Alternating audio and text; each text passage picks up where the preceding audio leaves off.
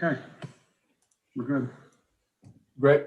Well, I will officially welcome everyone to our work session. And we'll get right into our budget workshop. We're starting tonight with the library, I believe. Okay, Right. let me make sure I have a chance to.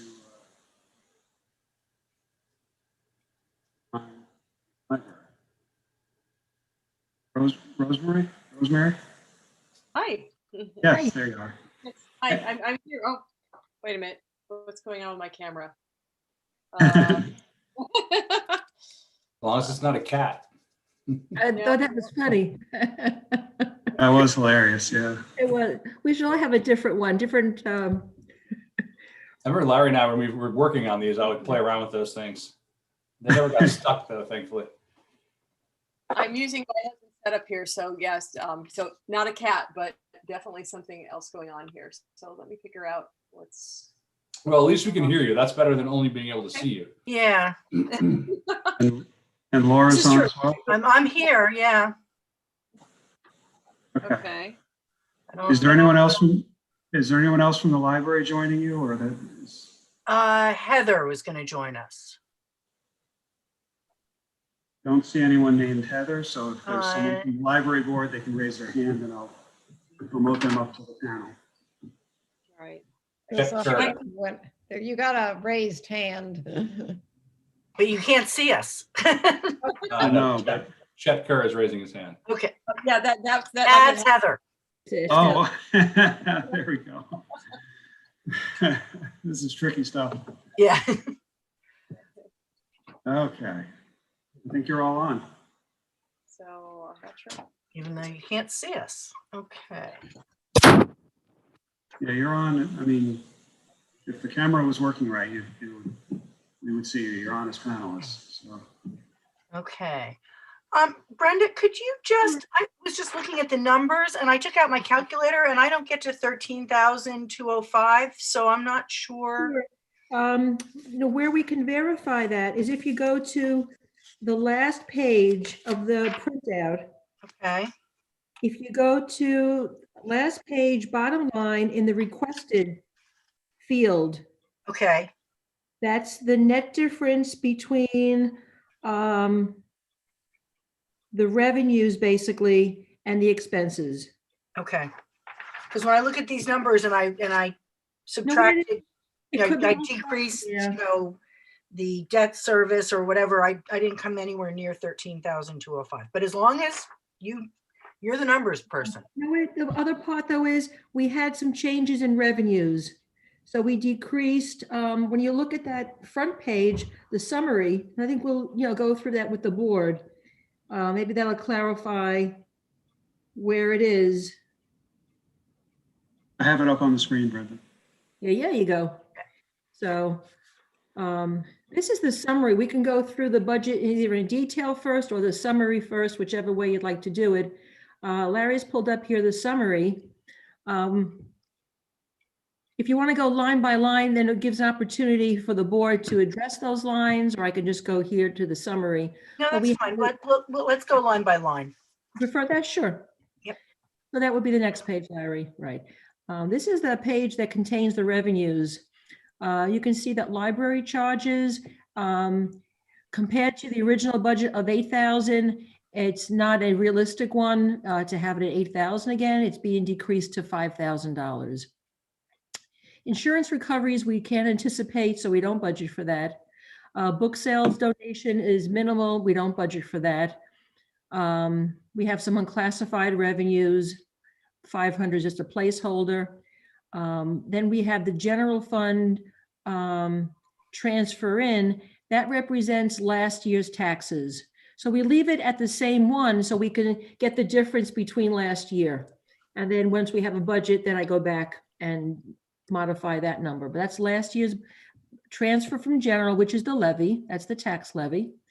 And special state aid was actually increased from $100 to $1,000 because maybe Rosemary can speak to that, but they have a grant that seems to be every year that they're getting at least $1,000.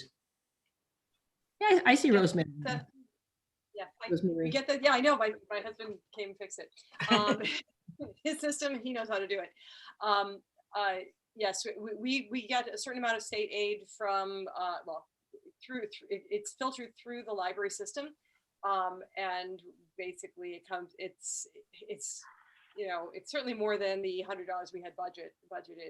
It has been close to $2,000, but last year was less. And I believe there are supposed to be cuts in again for the year moving forward. So planning 1,000 seemed, you know, safe. So that's changing on our revenue side. So it's actually a decrease in those revenues by about $2,700 when you combine the two. Okay. That's that. Then we have our expense side of the library budget. Okay. We have here contingency. We put a contingency in a couple of years ago when the fund balance in library was getting a little bit on the low side. At the last audit, it had about a $100,000 contingency. So compared to the expenses, it's about a 10%. That represents about 10% as compared to expenses. So, you know, rule of thumb, you really don't want to be really below 10%. So we can put in contingency. It can be used. If it's not spent, it goes to surplus. And if there's something needed in the library, like repairs, which happens pretty, you know, unfortunately, pretty often lately with different unanticipated expenses and calamities and things, at least it's there. 15,000 is not a lot, but it's there. We're also putting in a contingency for any increases to salaries that are given in June.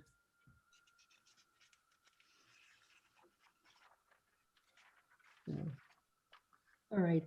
Our first line is, this represents the salaried employees that are currently on payroll at their current salaries and no increases. So any increase that was authorized, it would come from contingency. All right. And then we have our overtime. That was kind of a placeholder that was used several years ago and is not necessary. Rosemary says it's not necessary at the foreseeable time, so we've eliminated it. Labor is the hourly employees, which is the rest of the staff that are not full-time. That's basically the same as last year. There's been no change in staffing. And again, does not represent any salaried increase. Longevity is slightly up. Some employees are reaching their longevity timetable, so that had to be increased. Equipment, same. It's a pretty even budget to last year. Supplies are the same. Electronic books and regular books, same budget. Anyone can jump in at any time or want to address any either questions or would like to add to what's currently being practiced in the library. The electronic book usage is definitely up with the pandemic, but overall, we felt we could just keep it at the 60,000 rather than adjusting it. So, but Rosemary can attest that the Overdrive and the other things that are online have been extremely popular. Okay. Saw quite a jump in that usage. It's basically double. Double. And essentially, we didn't ask for an increase in that. We were ordering fewer of the physical books. So that breakdown of how that 0411 is being done is probably not totally accurate. Well, isn't totally accurate, but the 60,000 for the whole line. Can I ask a question about salaries? So is it correct that the full-time and part-time workers all worked their full schedules over the course of 2020, even through the pandemic and closure of the library? We did a lot of working from home. It was determined that because in our personnel policy, we are when we are closed, it was usually for a weather-related thing, that people will be paid for their scheduled hours. So the library board decided to pay even when we were closed, and the staff then worked from home. We came up with projects that they could do from home, and if they couldn't come up with work, they attended webinars and other trainings. Okay. So we keep busy.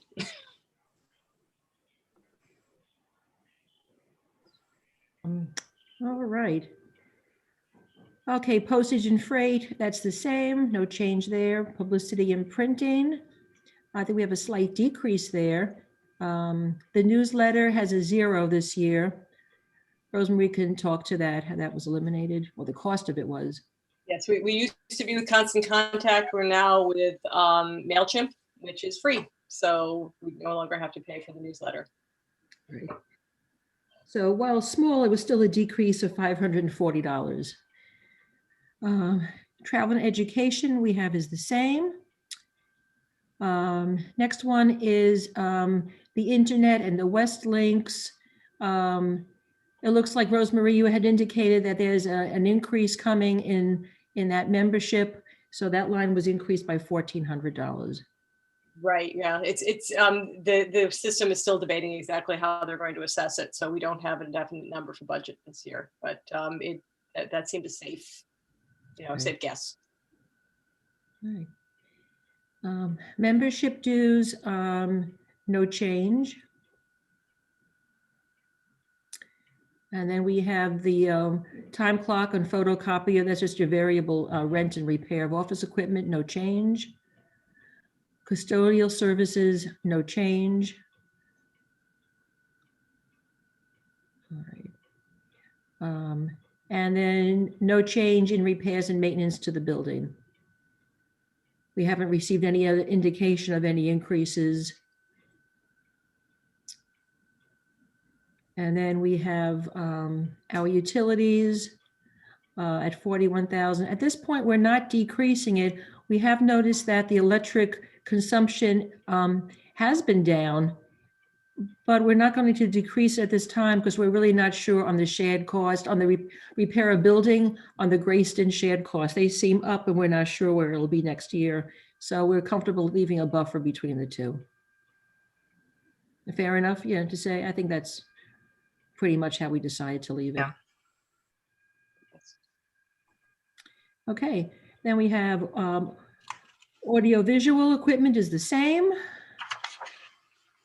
And that brings us down to the next page. State retirement.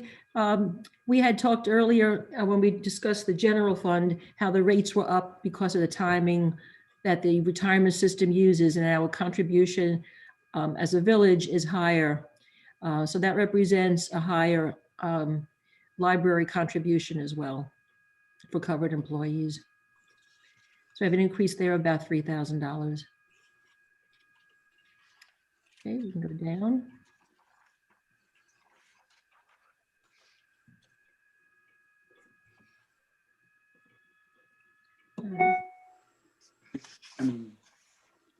It's stuck. No, it's on, can you see that? It's on Social Security. Social Security, I see it, yes. In the calculation of salaries, there's no appreciable increase, so it's the same, we're fine. Okay, workers' comp represents a 3% increase across the board. And then life insurance, no change. Our medical is slightly higher. We do allocate it really by the individual, by each policy that the library covers in that department. And it has increased here of about less than $5,000 to $117,000. Dental insurance is the same. Vision policies are the same. Our debt service down very slightly. It just shows the paying off of the principal and interest. Well, it's small. That's the actual payment that's required by the library fund. And I think that's it. In the last ban we took out this fall, there were no projects earmarked for the library. So there's no principal interest payments for the bond anticipation note. So how we come to this number is you can see the column, it's a difference really between the revenues and the expenses. I can go back to the first page then. Basically, yes, thanks. So that would be your increase in levy. Then we summarized it here on the first page. I got it to add up. Good. I think what says decrease, it's actually means positive 3. Positive. Yeah, I figured I'd play with it, but Right. but I also took accounting 101 when I was at Lehigh, and I hated it, so I dropped out after 3 weeks, and then I went to business school, and I walked into my first accounting class wearing my Lehigh t-shirt, and the professor said, "I taught at Lehigh. Oh no. Did you ever take accounting?" And I said, "Yes, I did." He said, "Who did you have it with?" I said, "I had it with you." And he said, "How was I?" And I said, "I don't know. I dropped you after 3 weeks, and it didn't go any better the second time." My daughter's taking accounting 101 now, or whatever they call it now as well. She doesn't seem to hate it as much. I wasn't a big fan. I ended up becoming a CPA anyway, but I don't know how that happened. It was very strange. I thought after that class, I said, that's the only thing I'm not doing is studying accounting, and I did. But strange things. But I mean, to me, this is, pretty much a flat budget without any, major new revenue or expense lines. One of the things I was thinking about, not related to this budget actually, but related to budgets in general, is when we start putting together our capital budgets, we are at historically low interest rates, and with inflation, starting to creep up in different areas, I'm afraid that's not going to last forever. Especially with the reopening, and who knows if that really lifts the economy. So I'm afraid that, this, I remember when I first got on the board like 10 years ago, I thought the rates were really low, and they've just gone lower. So it shows you how I can predict the economy. But I'm going to say basically to all the departments, though, if there's capital projects that, you're looking at 2 or 3 or 4 years out, we might want to look at potentially moving some of them up. So just to plant the seed now, you don't have to give me your wish list, but I know we've done a lot of repairs to different things in the library and the HVAC system and things like that.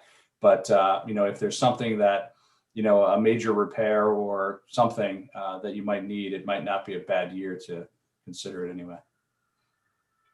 But well, one of the things that Rosemary had been looking into was how we can revamp our bathrooms at the library so that they become single, I'm the only person not showing, single individual bathrooms, such as the men's room and the women's room. So we actually have a proposal, or have a design from Stephen Tilley for 2 single-use bathrooms and a family bathroom to replace our men's room and ladies' room. And we would not lose, I don't know, seats, I guess. it's important. Which is really very nice. Look at that, see? Projects coming out everywhere. Yep. Well, very good, Dan. So that's, other than that seemed about as straightforward as it could be. So I appreciate you, keeping the reins tight. We get nothing but praise for the library. The usage numbers speak for themselves. The programming that is either directly library related or not, that just kind of makes it a fun place to be. We get nothing but positive feedback from the library. So, this is the one time a year, maybe we see you one other time when we have some kind of, strange co-op board type issue or something, but we don't get a chance to thank you very much other than during budget season. So we appreciate, all of your efforts on bringing us a budget that's essentially flat. So thank you very much for that. And thank you for continuing to give us a very high level of service. So. Well, and thank you for your support, especially with our last mold issue where we needed to have an emergency declared so that we could address that. That's very much appreciated. Sure. You guys kind of had to deal with COVID plus this year. Everything that affected everybody plus, this huge mold problem in the library. And I'm constantly impressed by how you have kept it working, kept it going, kept all the library services going. So thank you. Well, one of the positives, I think, and Rosemary can certainly probably go into more detail, is with doing all of our programming basically on Zoom, we've become much more collaborative with other libraries. And we have a lot of seniors tuning in, that wouldn't be able to get out during the winter, which is, they've appreciated. Cachette, our reference librarian, has done collaborations with the field library and Warner, and also Warner and Peekskill. And he set up online tours of the Tiffany lamps at the New York Historical Society and Jackson Pollock's studio out on Long Island. So there are things that I think will continue to keep even after this is all over, because it really is making a difference for a lot of our homebound people. If I can just add something that's, the power of Google to get information out, but it's not always 100% accurate.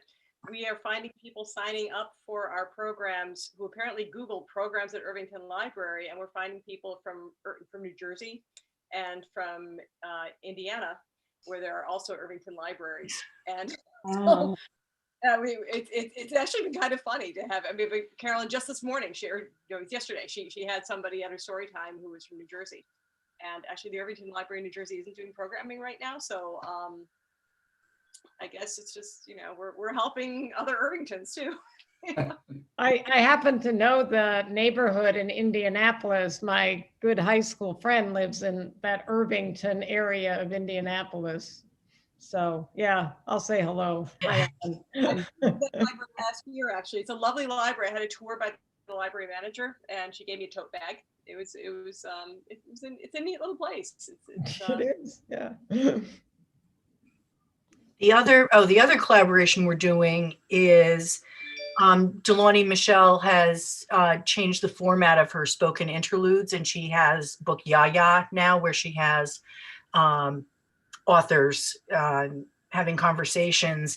And so we are doing programs with other, co-sponsoring programs with other libraries, and they're free for us. So it's just a great way to get more people into.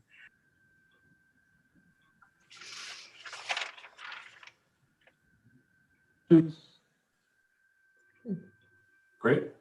Well, thank you. One of the things I'll just add very quickly about, with the Zoom programming, the limitations of space when we have during the summer reading program, craft programs are always capped at 15 participants, because it just was too hard to manage, more than 15 kids with all the crafting.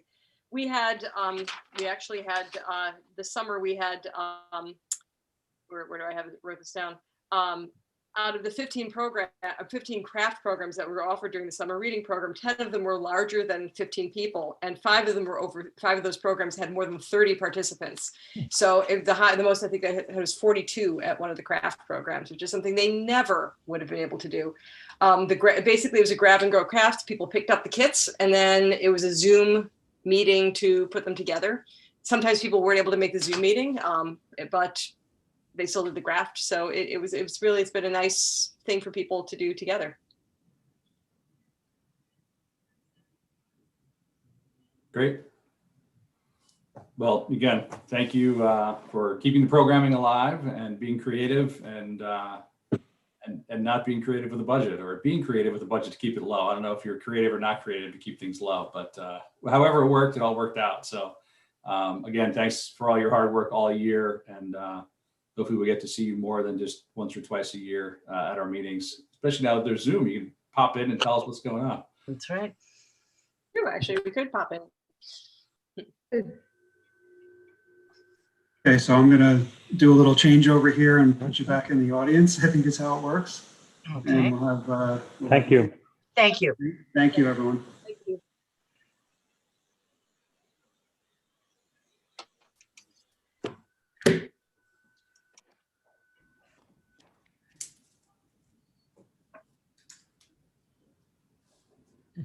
Now we'll go to the theater tab in the budget book, the virtual. While you're doing that, I'm gonna. Down here.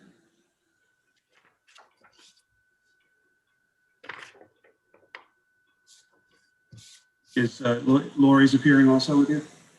Great. Yes, Lori's here too. Yes. Okay. I would have preferred something slightly more theatric, Greg, but I'll let you go for it. It is a I was gonna come as a cat, but Someone already did that, so it was already taken. yeah, Yeah. 100 million views later. Is that it? Just the two of you, or? Just the two of us. Yes. We're the tab. We're the theater tab. We're the theater tab. Exactly. I was just happy to hear that the theater had a tab. Yeah, right. I had it last year. I knew you were going to say that. We You spell never it other, but it means theater. No more other. So it's good to see you guys. Oh, So how's running a theater in a pandemic? It's crazy. I mean, I know we're here to talk about budget, but I just wanted to give you all kind of an overview of life in the arts during the pandemic. As we all know, it's been hard on everyone around the world, but the arts have really been hit hard. So it's difficult coming to you all discussing budget when the theater cannot be open. We knew right away last year we wanted to pivot and go to our YouTube channel and really bring that to life. So that's what we did even last spring and through the summer. We really started creating content on our YouTube channel, getting more and more people there. And then we carried that into our season when we started having ticketing events with Irvington Anywhere, which was our virtual season that we produced. So both our staff and the commission, we just all kind of did a pivot so that we could do events as well as like our educational wing. I know some of you saw the videos for change. We were able to do that twice. It was this really wonderful class with kids where they would do 1-minute videos or movies on social justice, social change. So all of that was able to be done virtually online. As far as attendance of events, it's so strange to talk in this way, but Lori and I and the commission, we've learned to change our view on what constitutes success. We've had about 650 households purchase tickets to 8 events throughout the year. That's nothing compared to our 432-seat house, but like I said, we've really changed the way we've thought about stuff. The fact we've had 10 states, 3 other countries all tune in to watch us really means that our brand is out there to new people, and we're capturing all these emails and stuff and making other connections across the country. Connecting has become a big part of what we've really looked into this year. We always thought about, well, we're the theater for Irvington, we're the theater for the river towns. But this year, it just opened our eyes to, oh, wait a minute, there's this whole other world that we can touch. So we know that when the day comes that we can reopen, we want to do a hybrid. We want to do some live, and we don't want to lose what we've learned during this time. And we're going to continue virtual events as well, so we can do both. Honestly, I can't even talk in terms of revenue, and that embarrasses me, but it's a pandemic. I mean, there's not much we can do. We brought in a little over 5,000 in ticket sales so far. It's something that we can put back into the revenue line at the end of the year. We're going to be selling some of the equipment, which is going to turn around and go back into revenue. But so we've really thought in terms of, well, how else can we think in terms of success? So our marketing consultant put together some stats for us that I want to share with you, which, by the way, Brad, our marketing consultant, has been an incredible addition to our team. Lori, myself, commission, we're so thrilled. If you follow us on social media, if you read our emails, that new voice of the theater that you hear is Brad creating that voice of the theater, which is unique and fun and artsy, and it's just, we're very excited by that. So in these 6 months, our growth, like I said, this is the way we've looked at how have we affected people virtually, social media. Instagram, we've had a 77% increase in followers on Instagram alone. And that's also the platform that generates the most active and consistent engagement on social media. Facebook was 71% in post reach. 12% have those have been likes and follows. And then we've done some ads that we'll run an ad on Facebook. And that was about another 6,000 in reach there. And then our YouTube channel, we've had 19,000 unique video views. and 618 hours that have content that's been watched. So like I said, it's a weird way to look at the arts, but it's the way that we've managed to try to quantify what is that we're doing virtually during this strange season. So I just wanted to throw all those numbers out to you guys. A little bit of history of life in the pandemic. My take is that it would have been much easier if you guys just hold up and said, it's a pandemic, and give us a call when things are back. So I think the fact that you saw this as an opportunity to grow the brand beyond Irvington is kind of like planting seeds now for future in-person productions that make money and recoup some of this revenue. So to me, it's it would have been a lot easier for you guys just to say that there's nothing we can do. Sorry. So I appreciate the efforts. I know they're going to pay fruit in the not too distant future. I can't wait for the theater to open back up.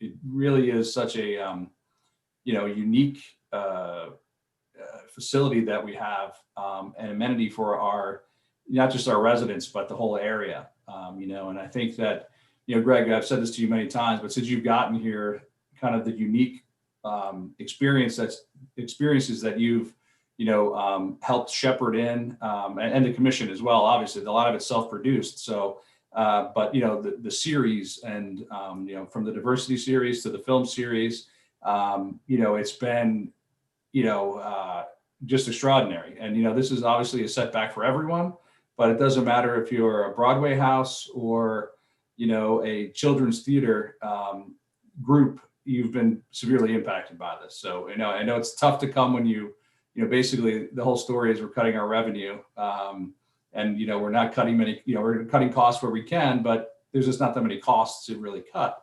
It's tough to come to a budget meeting. So I'm glad that you had you kind of accentuated the positive there, and to me it is a story about being ready for when we reopen, and being ready and stronger and better known. I mean, I think the unfortunate thing is we had so much momentum with the rebranding, and and just like people look now for the film series, people look for the diversity series. I'm sure I'm leaving a bunch out, but it is what it is, and you've kind of made the best out of it. Not quite lemonade, at least it's water with some good lemon juice in it anyway. It's probably healthier without sugar. So but it's tough, but I think that this board all understands and appreciates the importance of having a theater to as both a an economic driver for the village, as well as something that's super unique. I'm sure how many municipalities have their own theater. Can't imagine there's too many villages in the world that have a theater. So yeah, we consider ourselves very lucky. So let's. Well, I just want to say, first of all, thank you for saying that and recognizing it, Brian, and all of you. One of the things that was really important to all of us, Greg and the commission, was to knowing that we were going to be dark, was to not be dark, and to do everything we could to have the theater be vibrant at a time when theaters aren't vibrant. And it had everything to do with the support of the village, because we have it. And so we could take advantage of producing and we have the YouTube channel that Greg's talking about. We have hundreds and hundreds and hundreds of people who have watched. I mean, it's like amazing. And one of the reasons why we wanted to keep, for lots of reasons, we wanted to keep the theater going, even though the theater's not going, is so that the village, it was an opportunity for us to continue the branding that you were talking about, Brian, and to also reinforce to the people in the village and the environs that the Irvington Theater is the Irvington Theater, and to start clearing up the confusion that people have about what is the Irvington Theater. So we really sort of seized this, we really saw it and seized it as an opportunity. And the other thing is we will get back to the addition, with hope. This is a village project to have a new entrance into the theater. And so we wanted to keep the theater, and we want to keep the theater top of mind as anything is to the villagers, so that they know that things have been happening. And it is a vibrant, even though there's COVID, it is a vibrant place, so they haven't forgotten us. And it's been sort of fun to be programming and to be involved in the theater when it's dark. And thank you all. And I think you've also taken advantage to do some needed repairs like carpeting and screen. That too. Well, that's so huge, and that's so appreciative that you guys did that with the capital budget, because when we open our doors and people can walk back in, they are going to see a change. They're going to physically get to see things that are different in that space. So we will be able to have a semi-grand reopening, and not only will it just be, oh, the theater's back open, they will see that there was a lot going on while the doors were closed.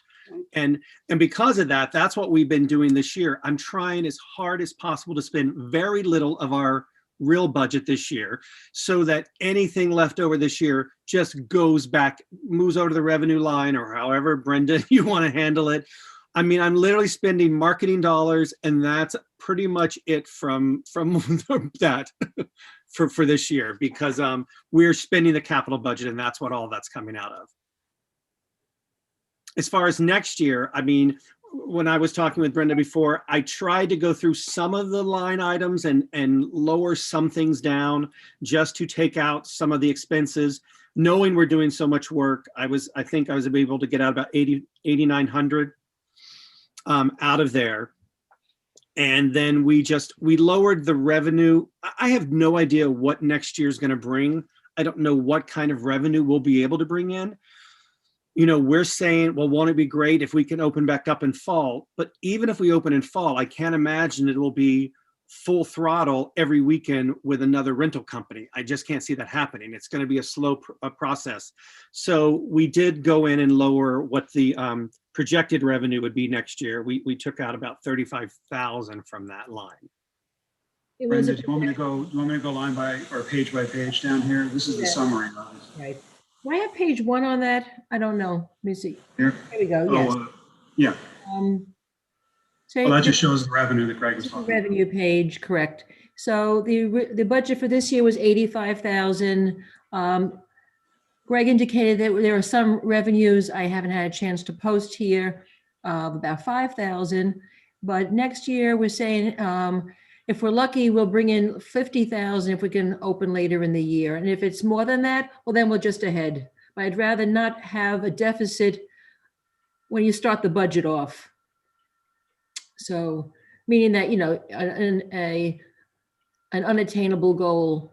So we felt 50,000 was more of a realistic goal if things go well. Okay. The line here for personnel services, this would be the theater manager at the current rate of pay. And then we have our box office staff, operations manager. This line's a little bit higher. Maybe Greg wants to speak to that. Has to do with a proposal to increase the hours. Right. When Brenda and I were talking, that operations manager is Ryan Frame, and Ryan does 16 hours. Or Ryan is down for 16 hours a week. Ryan puts in more hours than that with no problem. He knows that he's just trying to get the work done, and there's a lot of work that we're doing. It's just a very important role. And as we grow, as the theater grows, I just want I asked Brenda to separate this line out because I need everyone to understand the importance of that role in an overall structure of a professional theater organization. And if we're going to get a new entrance and have a new building, all of this is going to grow as we look towards the future. So that's the first time she's ever pulled that line out separately, so you can see what that is. And then we increased it from 16 hours to 20 hours is what that is. At his regular rate. Correct. And then the next would be part-time labor as needed. That was not used this year. That was, of course, our box office staff. We let most of the staff go. We did everything this year with 4. It was Dylan works when needed as the box office manager. So usually that's only around each online event. Ryan and I, and then Brad as marketing are the three staff members that are doing most of the work throughout. I've still kept up with those hourlies just to see what's going on in their lives. And when our doors open, of course, we want them back, but I have nothing I can offer them at this time. Right. It's a little confusing here, but not really. We originally, when we were looking at a marketing manager a year ago, we thought it would be an employee of the village, and it ended up being a contractor under contract. So we took it out of this line, which is strictly employees, part-time employees. So that's where you see 20,000 was taken out and reclassed under professional services. So it throws it off, but that's how the moving parts are on that line to bring it from 51,000 this year down to 48. But it's really a net increase because the marketing manager is in the professional services line. Okay. Equipment, we don't have any budget for that right now. Supplies that's the same. Same thing for office supplies. And then going down, postage and freight, same, no change. No change in publicity and printing.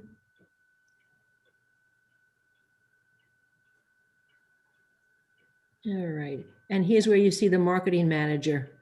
And this is where this is represented. This is the actual contractual amount required. And we have a copier. This is one area where Greg identified the savings, and therefore that line's been reduced. Same budget for web hosting and services, and same budget for custodial services, anticipating that there is a reopening of the theater at some time in the fall. And then we have our paint and repair. I guess, Greg, you indicated that so much had been done during this past year that he didn't anticipate that much needed next year. So let's bring that down a little further.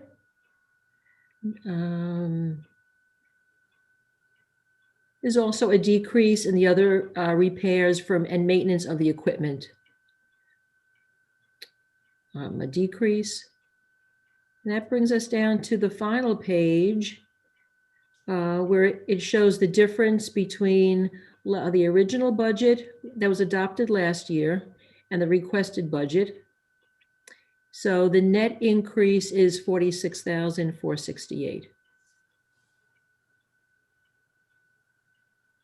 And then the numbers that you see where the arrow in the requested 147,650 versus 101, that would show that is the amount that's dependent upon taxes versus revenue, the theater revenue. Yeah, if you take about 76% of it is just the decrease in revenue. And, if you took that number out, it's, kind of a regular year. Wash, right. Exactly. Okay. That summarizes the budget. So I had a question about how we deal with something like this, where there's a significant decrease in revenue that is obviously going to be a decrease, well, obviously, hopefully a decrease only for 1 year due to the situation. But at the same time, it's affecting the overall budget in terms of the tax implications. So this is a case I know that it seems like somehow we should be able to offset this with contingency to make it so it doesn't have a direct tax implication when we start calculating the this year's tax rate. You understand what I'm trying to get at? I do. It's kind of a one-time hit, That's what I mean. It's a contingency, and rather than, project the theater forward with, I know it's going to have a reduced income revenue, but hopefully as soon as things start to get back to better, get back to being more sane again, the revenue levels are going to go up or surpass what they were previously. So, so no, that's a good point. But what I would suggest is that we run through. I mean, you can have that in the back of your mind. That's certainly Right. an appropriate thing to do.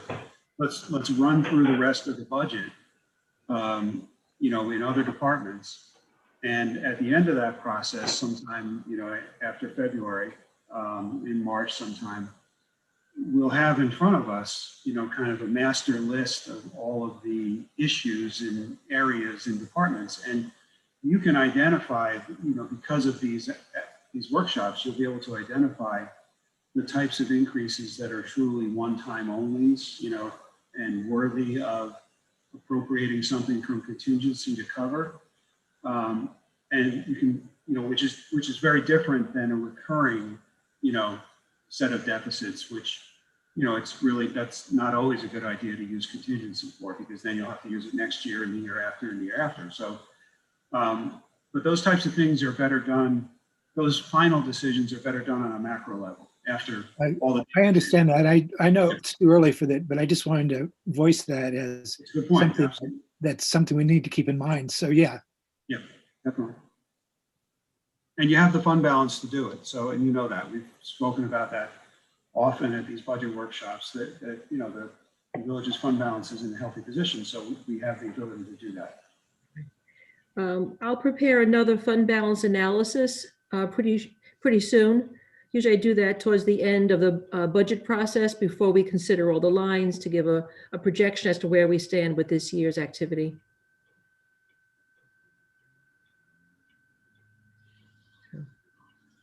Questions?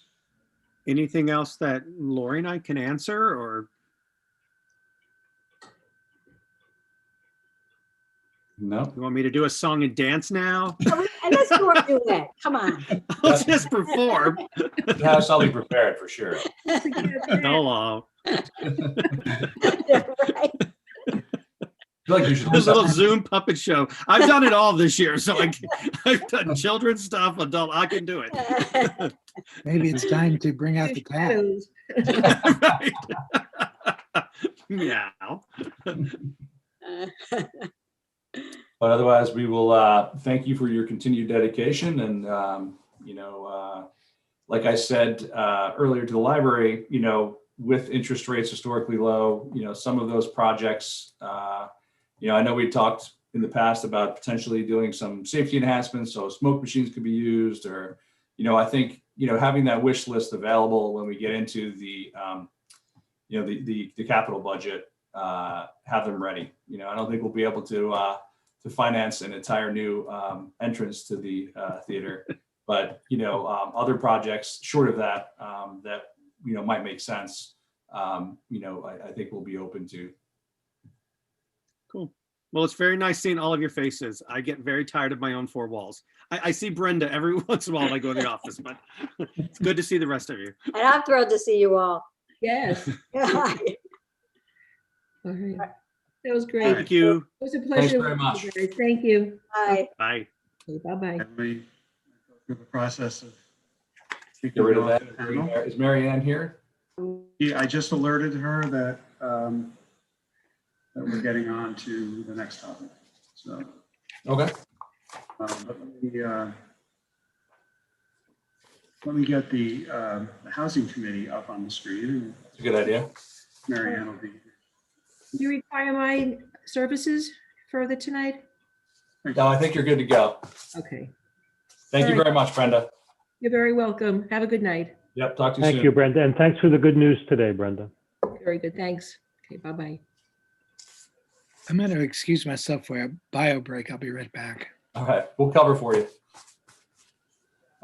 Quick overview while we're getting everyone set up. Tonight, we're actually hearing from the Housing Committee, and they've actually set up two presentations for us from developers of affordable housing, so we can kind of get a real world view of how our zoning looks currently and what might need to be changed. And then we're also going to have a presentation from one of the property owners in the zone that we've been waiting to have for a while. So that's kind of the agenda for tonight. We're going to be listening. The village board will be in listen mode as we have been for a long time on this issue.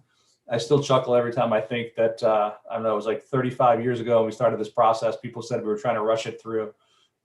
We're still here rushing it through a year and change later. So, but it's a much better law now than it was then.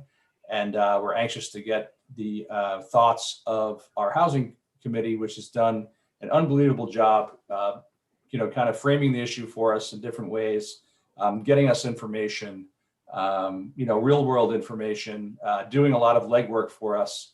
And I know Tom is actually, he said he might be able to dial in, but I think he was in a place that didn't have Wi-Fi and had very poor cell reception. So he probably wouldn't be able to join us. I've been kind of watching out of the corner of my eye because he's done a lot of legwork for us as well. So I just wanted to thank him, even though he's not here tonight, for all the work he's done for the village on this important area. So Marianne will be on in just a couple of minutes. So I was supposed to give her a little more notice, and then the theater ended pretty quickly. So anyway, it's fine. Okay, so Deb, do you want to get things started, and then I can, you tell me when you want to have your invited guests on the panel?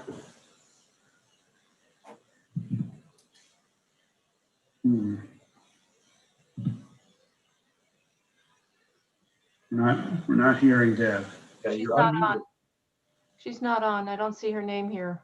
No, she is. She's on the panel. Yeah. Oh, she has no microphone and her video is turned off. Yeah.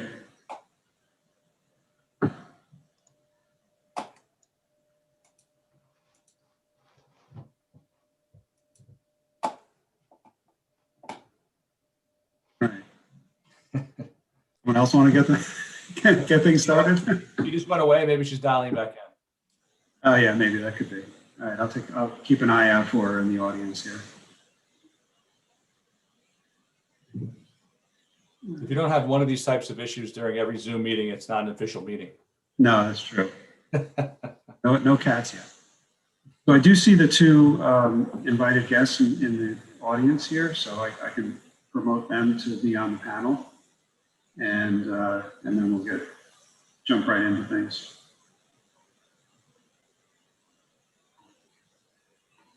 All right. And then I'll keep an eye out for Deb as well. Yep.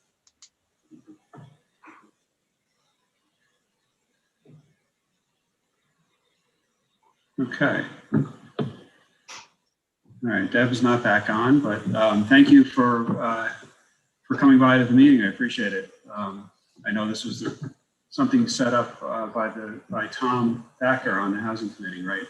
We had contact with. So, Larry, I'm completely ill-equipped to set the stage, but let me try to do it anyways if I can, because Tom and Deb were kind of the leaders in setting this all up. But we have asked a couple of folks who have a lot of experience in affordable housing to join us tonight, and we sent them some questions, which I think Deb or Tom provided the board with as well, to kind of set the scene, to address some of the things that I think the board's been struggling with and thinking about and talking about, and the housing committee's been talking about as well. And what we really wanted to do was to hear from people who have direct hands-on experience in planning for and trying to put in place housing that is either completely affordable, big capital A affordable, or in part affordable, and hear from them what are the drivers, what are the things that work, what are the things that don't work, and then have them be available to answer questions the board may have about as you've thought about all this stuff. So I've actually not met our panelists before, but I will introduce, I don't know, Rich, whether you want to go first, and maybe you can start off, I guess. Yeah, that'd be fine. Thanks everybody for having me. You hearing me okay? Yep. I hid from my children for a few minutes here, so it seems to be working so far, which is good. I know that Sadie is the other speaker, correct? Okay, I'm not seeing her on the screen, but Oh, yeah, I'm sorry. Yep. no, I'm happy to go first. Sadie's just the best, so she'd be tough to follow anyway. Larry, is Sadie? Yep, I just found her. Yep. Okay. Sure. In the spirit of time, I don't mind just kind of diving in to begin, and then kicking it over to my colleague. I'm sorry, Rich. I apologize for all this stuff, but I don't know whether Rich, between you and Sadie, you had decided who should go first or not, or whether Deb had talked to you about that. I'm sorry, Sadie is saying something. She said she needs a minute anyway. No, we're ready to. Okay. I'm happy to just chat about it. We haven't had a lot of prep on this. Real quick for everyone, my name is Rich Nightingale. I'm the president of WestHab. WestHab is a not-for-profit affordable housing developer and manager in Westchester, as well as a social service provider. We provide a whole range of programs and services throughout the county. Unfortunately for us, to date, nothing in Irvington, but there's always tomorrow. So I think from my perspective, and Sadie is a real industry expert. We've worked with Sadie and CPC quite a bit, and she might be able to give a slightly broader picture, but I was just going to respond from our vantage point as an affordable housing developer, what enables us to get deals done, what enables, what kind of we evaluate and look at. I know that your housing committee has done a ton of work. I know that this is a pretty educated audience on the topic. So I don't want to start, like from too foundational of a place, but I will just say quickly, the main driver of affordable housing development nationally really is tax credit financing. And it's a very different model than the way market rate housing is developed. And I think, because of the way tax credit financing works, it has a big impact on how we approach development and how the entire field of affordable housing approaches development. The main tool that we utilize is the low-income housing tax credit, which requires an average income in the building to be at 60% of the county's median income. I know this is not unknown to anyone. I just want to emphasize the point that our median income for a family of four in Westchester right now is $125,000. So when people think about 60% AMI housing, really the title low income housing tax credit is a very bad marketing tool for something that truly is moderate income housing, for many households earning up to $75,000. So I just want to start with that basic point that 60% AMI housing, which does qualify for the low-income housing tax credit, is in fact workforce housing in Westchester. And I really think it's important to take that frame. One thing that changed in the tax credit program in the last few years was allowing income averaging. So you can average to the 60% and you can do some units at 50, some units at 70. You can have an income blend provided that you meet the 60% average. Sadie, are you hearing us now? Yeah, I can hear you. Can you hear me? Yeah, I'll try to do my part.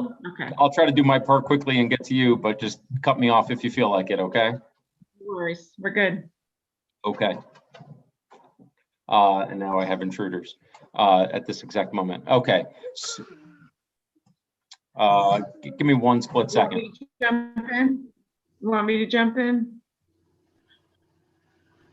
Meetings with children. All right, so I'll jump in quickly. So I'm Sadie McEwen. I live in Tarrytown. I'm the chair of the Housing Committee in Tarrytown. I'm not a developer. I'm actually a lender. I've been at a company called the Community Preservation Corporation for 30 years. We finance housing, multifamily housing.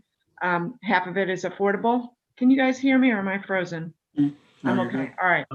Good. So I have really an expertise in, we finance affordable housing, but also market rate housing. So I have a real expertise in the economics of housing.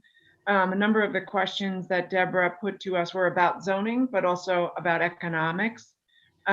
We finance a lot of tax credit deals and a lot of affordable without tax credits.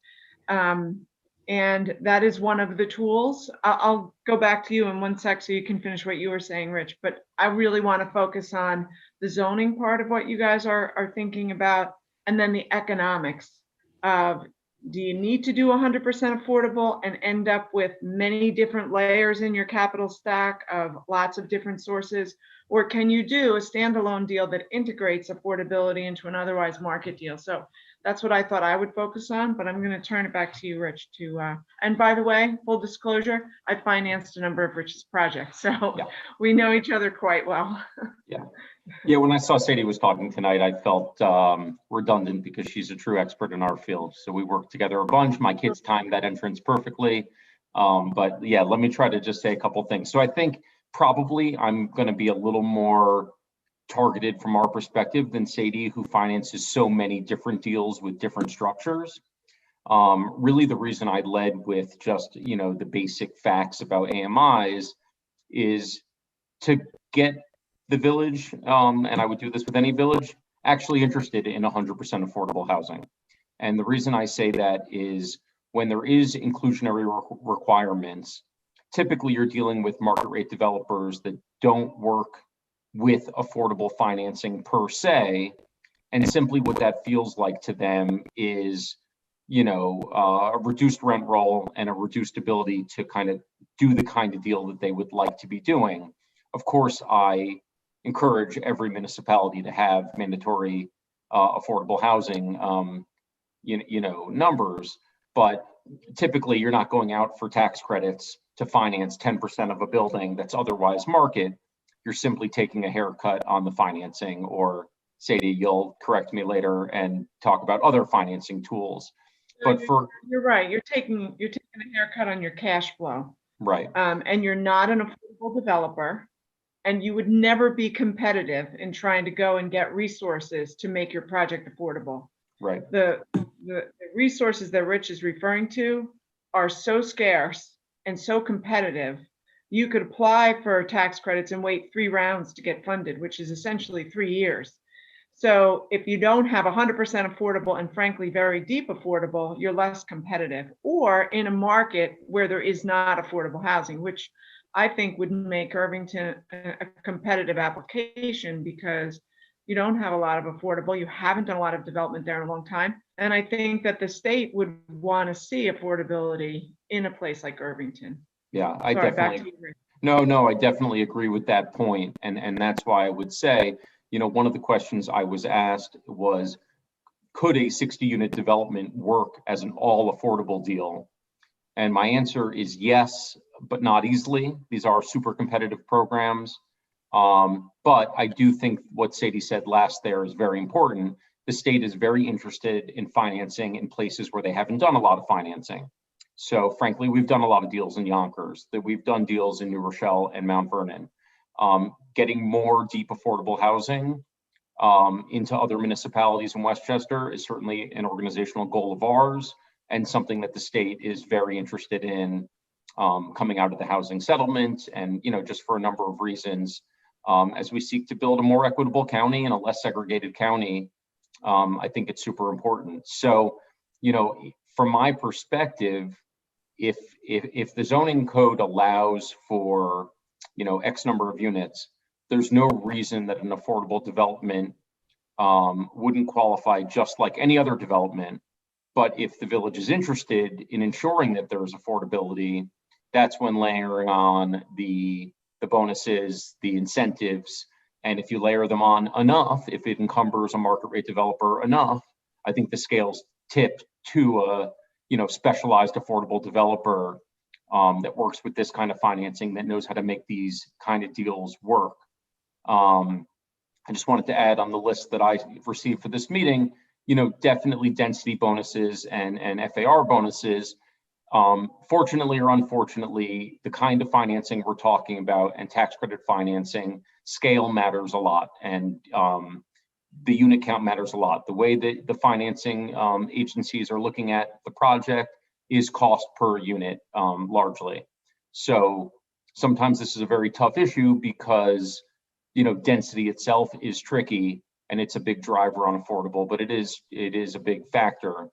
Another one from our perspective is something like a as of right parking reduction for building 100% affordable. Affordable tenants are going to own cars less often. They're going to be more reliant on public transportation. So it is important to build on bus routes, which I think is the case in the area you're thinking about. You're pretty close to Main Street, as well. But, any ways that tilt the balance, that create, a scenario where you're more likely to have an affordable development if that is in fact the goal of the village. Certainly a higher unit count, is big, but other than that, I would say as of right parking reduction is one of the biggest drivers. One question I have, deep affordable, is that 60%? So I would say no, right? 60% is the number you need to average to just be eligible for low income tax credits in the first place. Anything deeper than that, any mandate deeper than that, it's almost like you're giving the state something extra. I think what's nice about an opportunity in a place like Irvington, and full disclosure, I live in Harrison, not quite as close as Sadie, but close. Obviously there's a market that could afford 80% likely. We work in some places where even if we wanted to income average, we wouldn't be confident we could get 80% rent payers. So I like the idea that with 80s, you could get some 40s and create a nice spread. But anything you do that is deeper than 60 on average and, deeper than 60 for some of the units, can earn you kind of bonus points with the state. We've built a couple, our most recent buildings have been 50% buildings, and that was to, do better than the 60%, and meet a need that's clearly out there. Yeah, I think I can share with you a couple of examples that I think will be closer to home for you. So in the village of Tarrytown, we were just awarded, or I should say the developer was just awarded to redevelop the YMCA on Main Street, which if you know the YMCA on Main Street, it was an existing SRO with 48 single room occupancies. So we already had a very, very low income population living there. It was very important. It had been a tax credit deal about 15 years ago, and it still has time on its regulatory agreement. So the housing had to remain with the building. The Y couldn't afford to stay there anymore for economic reasons. So they were selling the building. A developer came in to do affordable housing. To make that deal work, he's building 107 apartments, preserving the units, not the existing units. He's going to rebuild the units for the men that live there now. He has to bring them back at their existing income levels. So because of that, because they were so low income, he actually goes all the way down to about 30% AMI and up to 80%. It's 55 and older. And 80% of the units are 55 and older. And he's providing a 79 unit at grade parking garage in the building. So that was a challenging deal for the village to get done for a number of reasons. It's on Main Street, so he had to preserve the historic facade. That was very important. And then the merchants wanted parking. So adding that layer of parking was really critical to getting local support to get that done. The village, the people in the village really wanted the affordable housing. I think everyone recognized that if we didn't preserve the housing for the men that lived there, they'd be living in the parking lot on Washington Street. They didn't have anywhere else to go. So it was very important for us to, and some of them have been residents for 50 years. So preserving that housing was a really good segue into creating a larger development. What else works about that project? It's 55 and older, not a lot of school kids. It's primarily 1 bedrooms and studios. So they're smaller units. So there was no impact to the schools. Lastly, the YMCA as a nonprofit paid no real estate tax. He has a tax pilot, but he's paying, and it will graduate over time because he's getting IDA benefits, but he's paying tax for the first time at that property in 100 years. So it for a lot of reasons that worked. And he went the extra mile, hired Buyer Blinder Bell, and did a beautiful facade on the other, not on the Main Street, but on Wendell Park. And he did a great job of bringing the community together around that development. For that development, he's getting low-income housing tax credits. He's getting favorable financing from the state. He's getting county money. And we also have a fund in Tarrytown. He's getting $9 million from our Tarrytown Affordable Housing Fund to make that deal work. That's not replicable. That is a very, very challenged capital stack. That's not something that any developer can just go grab. So one of the things I want to convey to you is how complicated it is to finance these deals, which is why density matters. You can't do really small 100% affordable deals. They just don't work. Not in a place like Westchester where the costs are very high. Cost of land is high. Cost to carry while you go through your approvals is very high. And then the cost to build is very high. And so, you know, when you're looking at rents that are reaching to be competitive, that are reaching down below 60%, you know, you have to amass a number of different sources. So when you're doing a low-income housing tax credit deal, it's typically 60 is probably just barely enough units to make it work, if that. You probably need more than 80, probably closer to 100. In the YMCA's case, it's 107. We have another development in Tarrytown at the train station that's market rate with the density bonus, or not a density bonus, with inclusionary, 10%. And the developer came in at 88 units. It's right at the train station, but the 88 units, because it's a small lot, means it had to be 5 stories. Well, it's in a flood zone and everything else. So the height was reaching 60 feet. The public came out very upset about the height. You know, in these river towns, we love our views, right? So it became very, very problematic. And so they asked him to drop it down a story. Well, that's taking 25, it was taking 25% of his units away because the ground floor has to be retail because of the flood zone. It's actually not retail, it's self-storage. So then it became a debate. Does 66 units work financially when 10% of them have to be affordable? And it's razor thin for the developer. The costs are very high. He has to drive piles. That soil there was not always there. That was infill. It was an infill site when the MTA put in the railroad. So there's all kinds of considerations. Site is a huge consideration. I don't know what your site looks like that you're looking to develop, but if there's rock, if there's environmental conditions, and that these are other considerations, not rock, but environmental conditions, all of those things factor in. And the higher the cost, the harder it is to finance, which means the more density you need. So I've been asked many times, you know, does it work economically? Because the other thing is, and you know, I'll say this, everybody thinks the developers are just making tons of money and that's all they care about. And that's not really true. They're there to make a deal, and they're there to make a deal work. They want to own the units. It's an investment, not just for the development itself, but for the long term. They hold it and they get that cash flow. So they're trying to make a deal work. So they will work with you. As I said, I think the 66 units for this developer is very, very tight. It means he has to get IDA benefits and bring in some other resources to try to help make it work.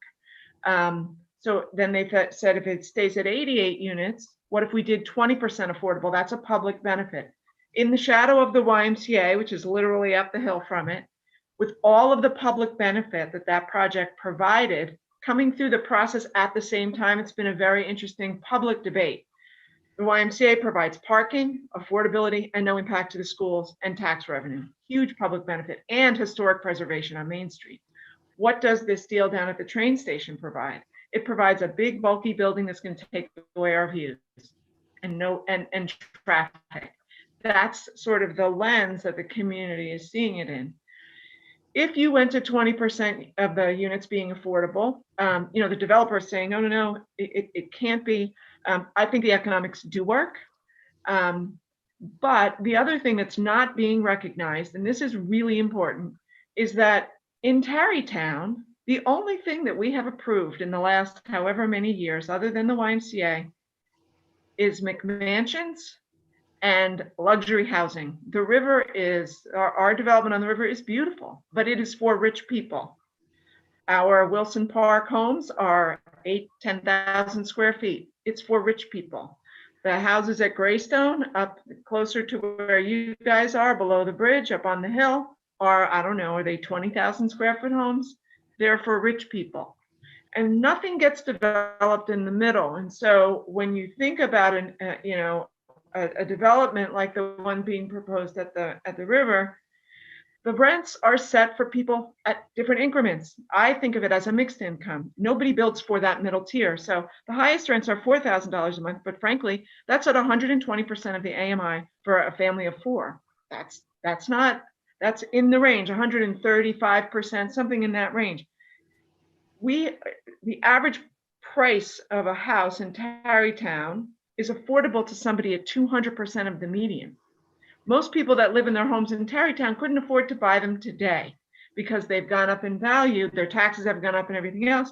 They couldn't afford to buy them today. And so you have this gap of affordability between very affordable, which is what Rich builds, and he does a great job building it, and all of the affordable developers that will come through.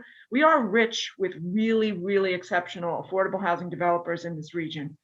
If you put it out an RFP, you would get stellar responses from some of the best developers in the region, in the country, no question. But what we're missing, because the market doesn't really support it, is those middle income tiers, from that 60% to the 80, 100, 120, 140, housing that your kids might want to live in when they graduate from college with a friend. You know, that's the kind of housing that I think communities don't think about. So the deal on the river, you know, he's still going through the process. He's still doing his negotiation, probably end up at 66 units, staying with 10% affordable at 66 units. He would never be able to add an additional tier at 60%. He stays at 88 units. He can probably do 20% at 60, I think. The revenue would be there, but he's going to have to reach for IDA benefits, which means, and this is something that municipalities don't like to hear, that it would be a tax pilot. Now, it would be more than the empty warehouse that's there now is paying, but it would be less than full taxes if they didn't add that level of affordability. So the reason that I raise it is because every time you want something, you have to give something, and that becomes part of that negotiation. So one of the questions was about density. Density really does matter. You can do so, you know, so what has been developed as affordable in the village of Tarrytown? There was a 12-unit standalone project that got developed as a result of the development on the river. And those are all affordable, and that was developed without any subsidy at all out of the profit that the developer made from the 232 units that he built on the river. That's frankly embarrassing. We should have gotten more affordable housing out of that. However, we did get a beautiful park. We got a rec center. We got a senior. We got a beautiful river walk. The developer contributed to all of that. So, you know, you look for public benefit. If you get 100%, if you want 100% affordable, you really are not going to be able to get a lot of other goodies out of that, like big rec fees or you know, contributions towards, I was listening to your theater budget presentation. You know, you might want to support other things in the village. When you're doing 100% affordable housing, you really can't get other things out of it. But when you're doing 100% luxury housing, you should be able to get some other things out of it. So those are some of the other things to consider. And I'll stop there. Yeah, I'll just add a couple things. I agree with Sadie, not just tonight, but in general. All the time. But so that's why, you know, when I think you drop down to maybe somewhere in the 60 unit range, going 100% affordable might be, even if it's not easy, might be a better option than trying to scale up inclusionary affordable, because there just won't be enough units by the time you're done. Our current, we're finishing construction on an affordable building in Yonkers right now, and actually using some of the financing to cross-finance a community center next door. So there are sometimes opportunities through the kind of capital in the affordable world. This was kind of, it's like a capital fund that's attached to the tax credit program. And actually the state sometimes has trouble spending that money, or at least they told us that. So it is not impossible that there could be a community use in the ground floor of affordable in some way that is somehow cross-financed, even if the actual fit out of the space is financed separately. You know, you can probably produce a white box in the storefront space, depending on what's needed there. And then also, you know, Sadie talks about taxes and pilots. I just wanted to add my 2 cents that a lot of folks, you know, hear West Ave, they say, oh, you're a not-for-profit, so there'll be no taxes. We absolutely do pay real estate taxes, but do seek pilots to kind of right size the taxes to the kind of rent roll, and the kind of revenue stream that's anticipated. But, tax credit partnerships inherently dictate that the ownership of the building is an LLC. So even though it's under the not-for-profit developer, it's owned by a for-profit and does pay property taxes, albeit, reduced property taxes for the usage.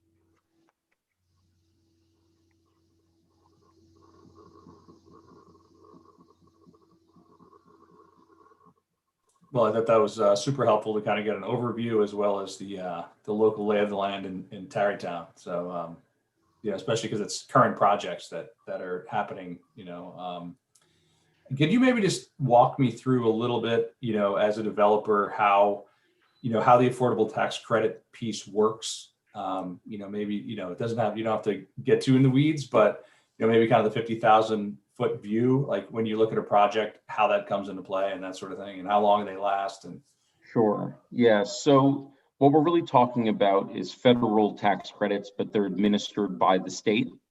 And out of New York City, pretty much the balance of the state is reliant on the tax credits that flow through the state. So you are, applying directly to the state. Sadie, I'm going to butcher this and you're going to correct me, but I'm going to say it in very lay terms is the best, I think it makes most sense. There are essentially two types of tax credit programs. They're called the 4% tax credit program and the 9%. The 9% program brings a little more equity into a deal. It's just a better yield for the investor. They are unbelievably competitive. So the 9% program is the program you'd have to use for a smaller deal. It just wouldn't have the scale that makes 4% financing work, but 9% are therefore also just extremely competitive. They're probably also the only way to fund things in the suburbs of Buffalo and so on and so forth, right? Like they are the tool. When you get above, and I think maybe 80 units is that number, depending on land cost and that kind of thing, you can be in the 4% tax credit program, which is an as of right tax credit. It is still competitive in that, you have to be a trusted developer that can shepherd a deal through the state's process. And they're not enough for the entire deal, but from a financing standpoint, tax credits are, just like the most important, the biggest piece, let's say. So, as a developer, you're awarded a tax credit that is essentially sold to an investor. There are financing firms that specialize in that process, which are called syndicators. So to the not-for-profit developer or any really affordable developer, you're not really working, unless it's a massive deal, directly with the investor. You're working with an intermediary that manages the process and ensures that the units are being rented properly and that they're all to qualifying tenants. So ultimately that investor can get the yield on the tax credit purchase that they made, basically. So tax credits are a huge piece. They won't do the whole thing.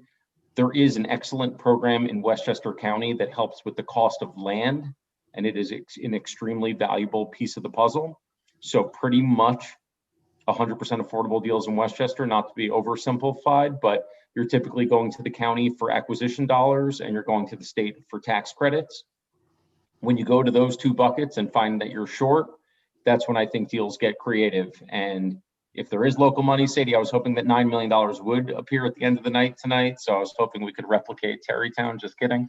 But, when there are places where, maybe big developers have paid into a fund or there are set aside, obviously affordable dollars or capital dollars of any kind, even if they're smaller in dollars compared to the county share and the state share, it can go a long way to closing a gap, and it can go a long way to showing local support as well. And then there are other state subsidy programs that can potentially close gaps.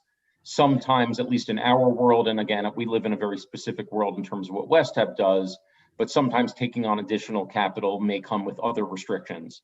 So we do build supportive housing that is for special needs populations.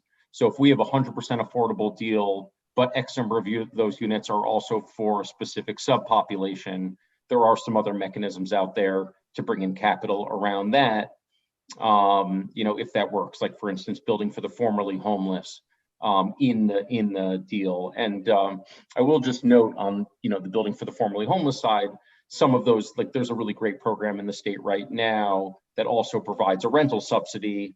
So if you rent to that population, the tenant's rent is capped at 30% of their income. So it is affordable to the tenant at any level. And then there's a subsidy behind that produces enough rent for it to work for the development. So in very broad strokes, I think you're looking at, tax credits, federal tax credits administered through the state, sometimes other state subsidy or other state capital, county dollars, and then if there is local dollars or anything else that can come to bear. Sadie, fill some gaps for me. Yeah, so the other thing I would say, the way I like to explain the tax credit program is that HUD stopped giving capital subsidies a long time ago. They used to just direct subsidize projects. They don't do that anymore. This is a way to incent the private sector to put money into affordable housing. And the investors that buy the tax credits don't have any idea what they're investing in. They take a piece of paper every year that Rich certifies that says the people that live there are of a certain income. They clip it to their tax return and they write off 10% a year for 10 years of that income. And that's why they do it. Period. The end. It's been the largest driver of affordable housing in the country. It is in this state, it's a 30-year regulatory agreement. So Rich is going to have to certify those rents for 30 years. And then if Rich at any point in time goes back to the state to refinance or to recapitalize, the state will say, oh, you want to recapitalize? We'd like you to extend that affordability. So in essence, it's affordable. It's pretty much in perpetuity going to stay affordable. If you are out of compliance, the tax credits are recaptured. So it's not like Rich could say, hey, it's Irvington, I'm going to jack my rents up. He'd have to turn around and pay back the tax credits or be in trouble with his investors. So it is regulated and it stays affordable for a long time, which is a good thing. I would say that, as I mentioned before, you would have a competitive, an application from Irvington would be competitive. And I do think that you'd need scale. I think though that there are other ways to do affordable housing in Irvington. I do think that mixed income or inclusionary is good for smaller projects to pick up a unit here or there. Some of the other things that we're thinking about and looking at in Tarrytown is affordability in the existing housing stock. So accessory dwelling units in some of the larger homes in town to provide affordability for people to stay in their homes. That's one of the things that we're proposing in Tarrytown. And then, the other thing that we're thinking of, because we have the money to do it, is trying to capture affordability in some of our smaller houses for an entity to purchase them and then sell them to somebody at an affordable price who can get subsidy to buy that price down. And then that remains affordable. It's in the existing stock. You're not adding new, but you're integrating affordability into an existing community. We're obviously not buying one of the houses down on the river and doing this, but for some of this, our village is a lot like yours. There are neighborhoods that have some small homes. People want to live in homes, they want to own homes. That's an opportunity for them. So we're looking at some other things to do. But with respect to this large parcel that you want to develop, I do think it's a great opportunity for affordable housing. And I want to echo what Rich said. In Westchester County, this is not low-income housing. This is workforce housing. This is, moderate income housing. And it's important. And also to one of the points that Rich made earlier, the county is growing, population is growing, and it is incumbent on all of the communities of Westchester to do their fair share to support that growth and affordability. And that's the point of the fair housing in Westchester. And I live in a village that really hasn't meaningfully developed anything other than what we have on our river in 60 years. And so it's very hard for people to get their minds around it and to change and to want it. But we have seen, and I have no idea what it would be like in Irvington, but we have seen that our community really does want it. They're very excited about the YMCA project. I'm also on the Housing Authority Board in Tarrytown. I don't think you guys have a housing authority. We do. It's going through a redevelopment. There's an opportunity to add more affordable units there. And the community is very supportive of that because it's a public benefit. So, you know, I know you guys have challenges. I read a little bit about the notes and your real estate tax issues and things. But I do think you have a great opportunity to provide affordable housing. Well, great. I have a question for Rich, if I could. So I think this may have come up while you were talking about a development that provides a deeper level of affordability. And did I hear you correctly that there are places where zoning requires, well, essentially disincentivizes market rate development and incentivizes affordable development, and to the point where making deeper affordability is more incentivized and would really take market rate development almost out of the equation, make it less appealing, so to speak. Did I hear that, or maybe I'm misinterpreting it? No, I mean, you know, I kind of alluded to that concept in general, that if there were enough density bonuses and enough incentives included in a zoning, it would tip the scale so that, you know, a group like ours or a group like some of the other developers that Sadie's worked with that she referenced, you know, would be in the game. You know, if it just went to the highest bidder with no restrictions around affordability at all, it's certainly tough for an affordable development firm to compete, let's say. So I think that's, you know, I wasn't thinking of a specific example where zoning is so onerous that affordable is the only game in town.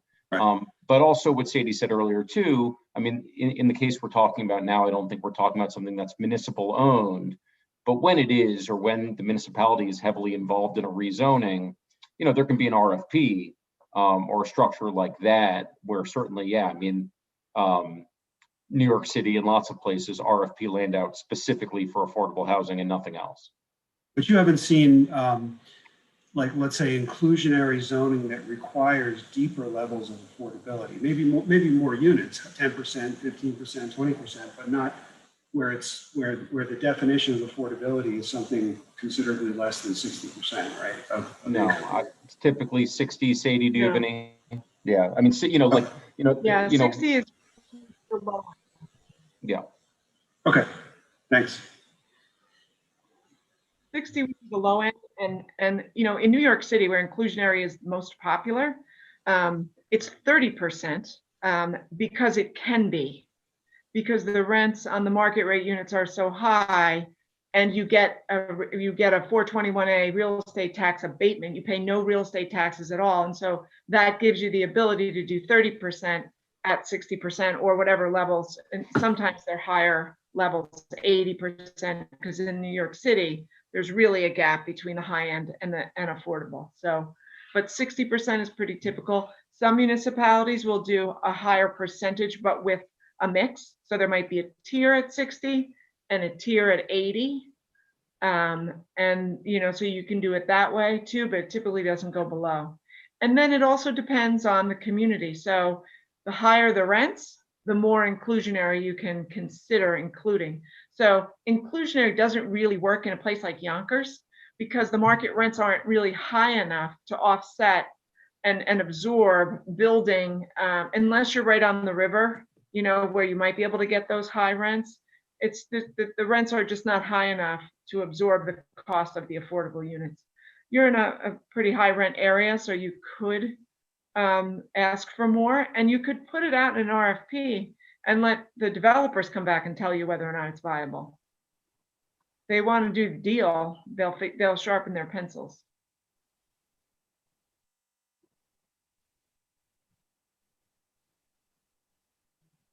Sadie, but first of all, thanks to you, both of you, for coming and, you know, helping us to sort of see through this project that we have.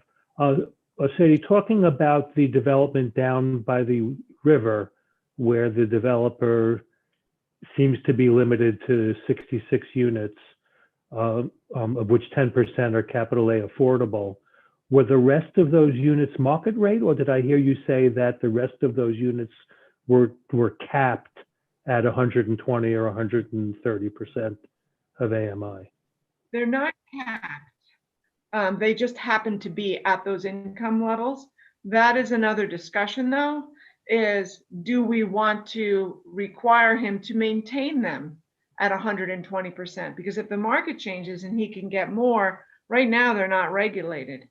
But then you're really bumping into the business model of a market rate developer. I also want to underscore something else Rich said. I mean, when you talk to that developer about, well, you know, there are other sources and you can get this kind of subsidy, like his eyes roll back in his head because he's not an affordable developer. Right. That was my next question about his financing. Yeah. It's a cottage industry. And the people like Rich, this is all they do. It's much easier for Rich to migrate to market rate than it is for a market rate developer to dip their toe in affordable, because it is so complicated. And that's one of the other challenges, because once you start to reach for greater affordability in a mixed income development or an inclusionary development, you could go and try to get some other sources, but you're out of your league and you really don't know how to navigate those resources. So it's really bifurcated the development community into you're an affordable developer or you're not. And the inclusionary thing beyond 10% can get very challenging for that reason.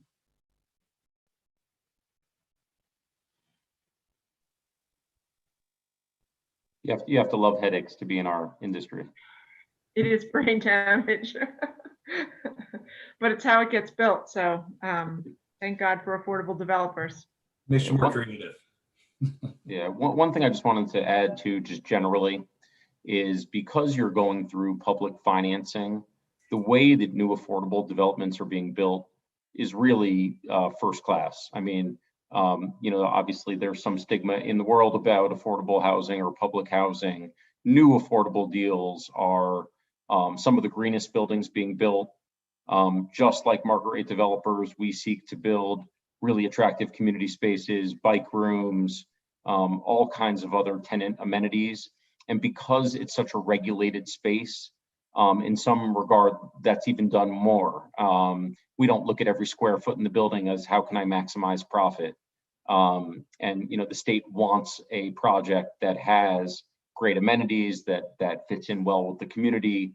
So there is, like, within our financing, you know, a push to build really attractive buildings, really green buildings, and you benefit from that regulation in the final product to some degree.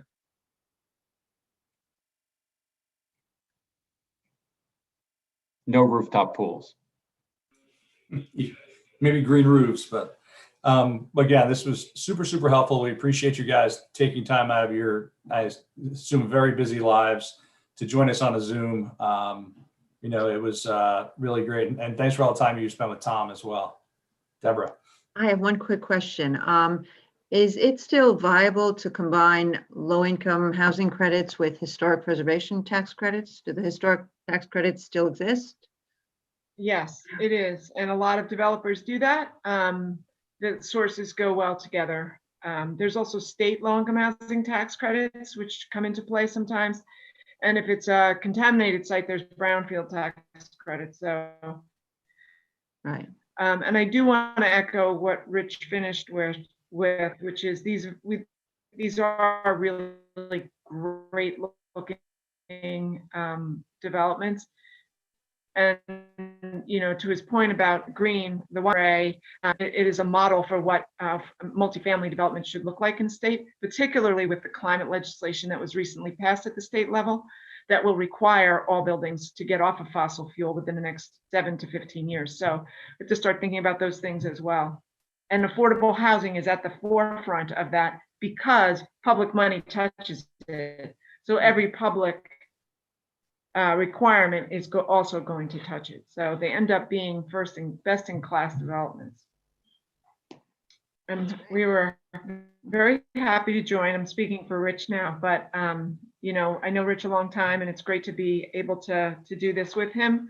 I make myself an available resource. I'm right up the road, and I know Tom well from when we were both on the Y board together years ago. So if you want to reach back out, Deborah, you're more than welcome Thank to, you so to much. keep in touch. Thank you very much. Welcome. That was great. I'm sorry I missed the first 5 minutes. I don't know what happened. I It was just the best part. Technology. I'll watch the tape. I agree with Sadie all around, and it is a pleasure, and I appreciate the goal that you have. And we're always available. Thanks very much, and Thanks now so you can much. get back to your children that we took. Incredibly helpful. I hope they were Much, much asleep, but appreciated. I'll learn soon. I'm going to think no, but you can hide in the Back room. to the insurrection for me. Bye. Thank you. Thank you very Bye-bye. much. Thank Have a you. great night. Good night. You too. So I'm going to, we also have a presentation from Dave Smith. Yep, I'm going to take a quick break like Mark did earlier. I'll be right back. Okay, let me get Dave on here. I'll leave the members of the Housing Committee on as well. If you Thanks.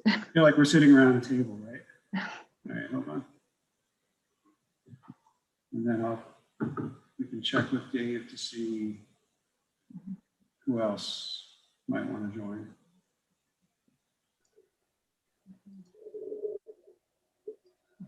Hey, Dave. Evening. You hear me? Hi, Yeah. Dave. Okay. I always feel like I'm going through the time-space continuum when I'm watching the meeting, and then I get kind of launched into the meeting itself. So Yeah. good evening. Yeah. Do you is there anyone else from the team that you want on the panel, so to speak, or? Rebecca is here if you Okay. want to, Okay. but I think that's it. I did have Susan Jane Chill prepare some graphics, which is okay. Maybe I'll walk through those later in the discussion. Okay, and I have it set up so that you can share your Share the screen screen. whenever. Okay, good. All right, So but, yeah, well, you can, well, I mean, the mayor's away for a second, but you can.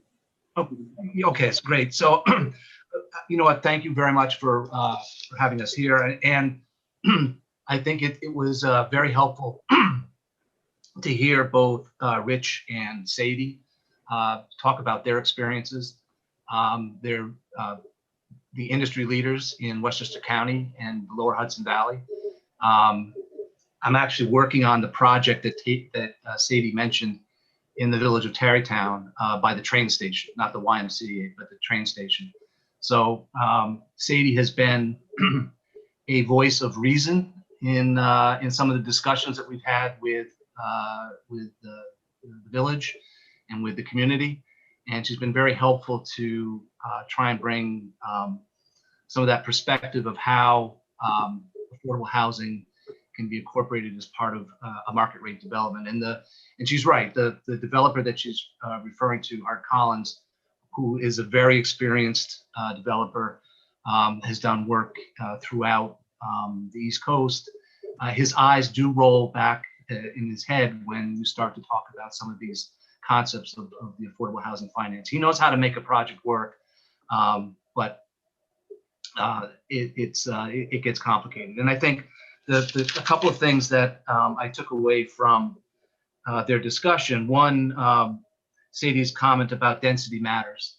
And I think that's one of the issues that you all have been discussing as part of this process from the very beginning, about how density can be accommodated on particular sites. And for me, I'm here on behalf of the estate of Stanley Rubenzoll and the Maxon property, and particularly how density could be accommodated on that site. And the other comment that I took away from Rich is that you have to love headaches to be in our industry.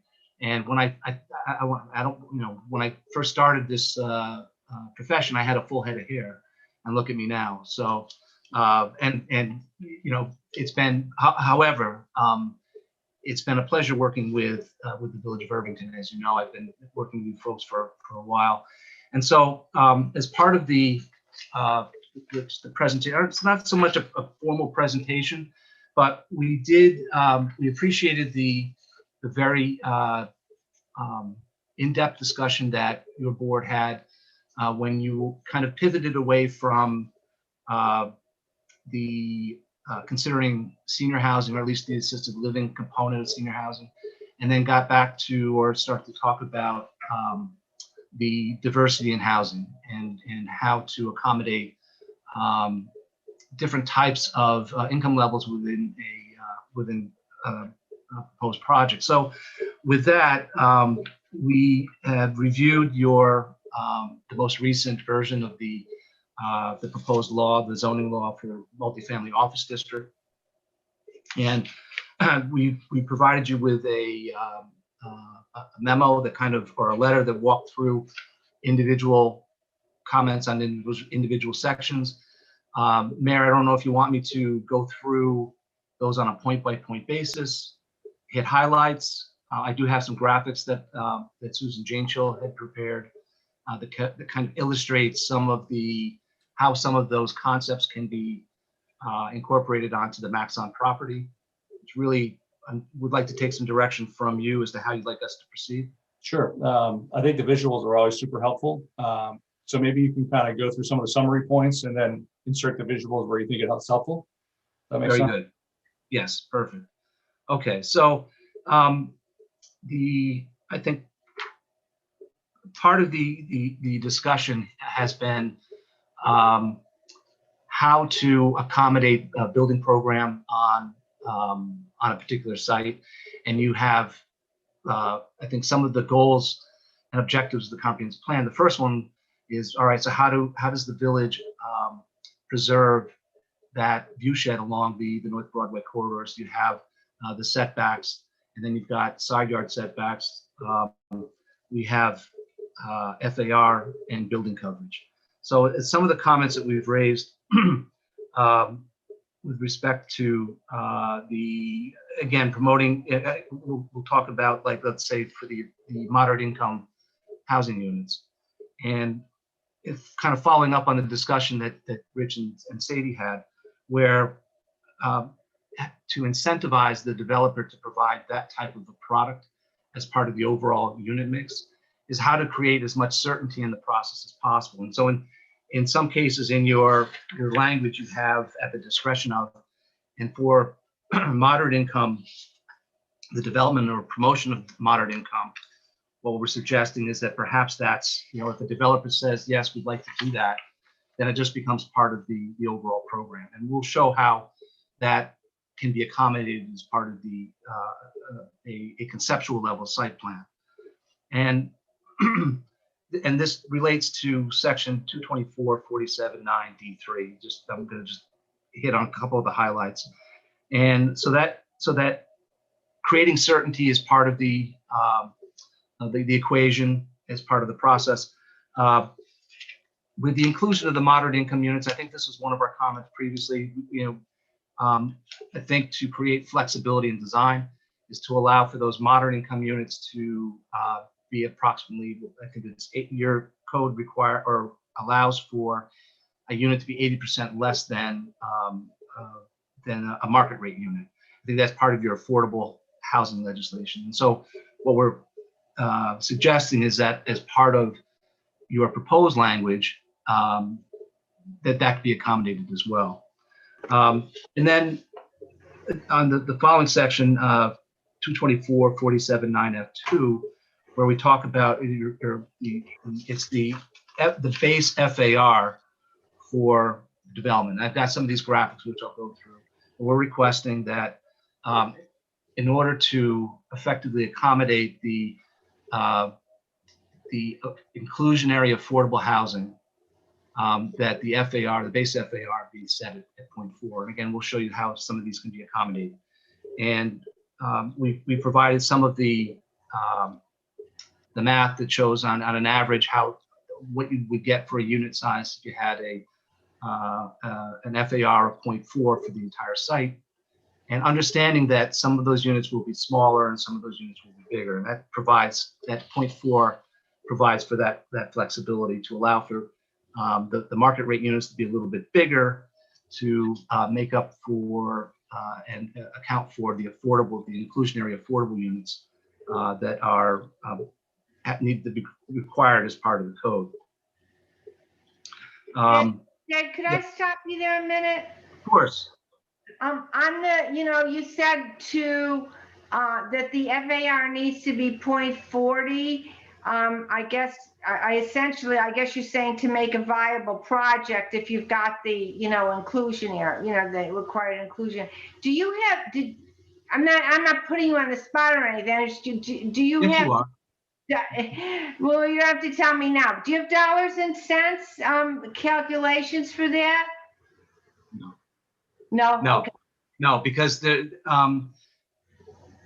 unlike, Sadie and Rich deal specifically in the finance components. Right.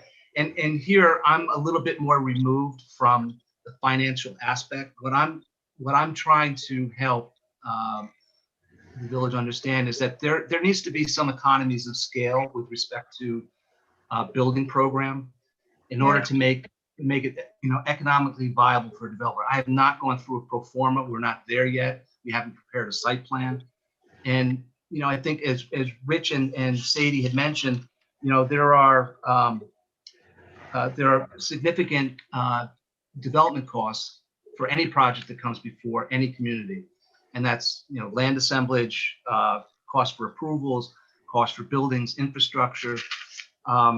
So I don't have specific numbers for you, no, but on a general sense, having that 0.4 FAR as the base, my gut sense is that that's providing enough flexibility for a developer to make a run at a project that includes the required 10% affordable housing.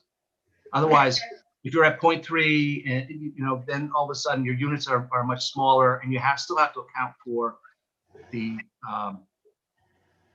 affordable units along with the market rate. So I think we're trying to create some certainty in the development process, and that's one of the things that developers love is certainty, understanding that there is some baseline that they can count on, understanding that any developer who proposes a project before any community needs to go through the approval process, and that there's still some there may still be some give and take with respect to the development program that ultimately may get approved.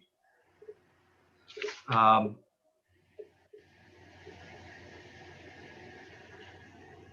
one last thing I just wanted to, before I get into the graphics, there was an addition to the language which called for, this is page 13. So you have the additional units included in the total number of units. This is for the moderate income. And so when you create those additional units, now you're taking one of those units and making it an affordable unit.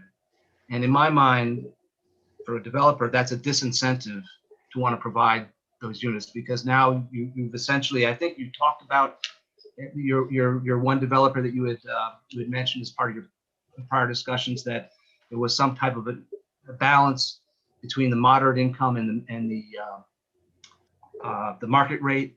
And so if you're going to require an additional affordable unit, that's probably a disincentive to providing those moderate income units as part of a project. So there was, Larry, okay, here it is. So there was some discussion before about the visual impacts, and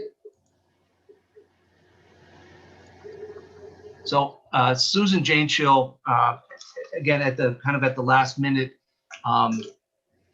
had prepared some graphics, which I will walk through.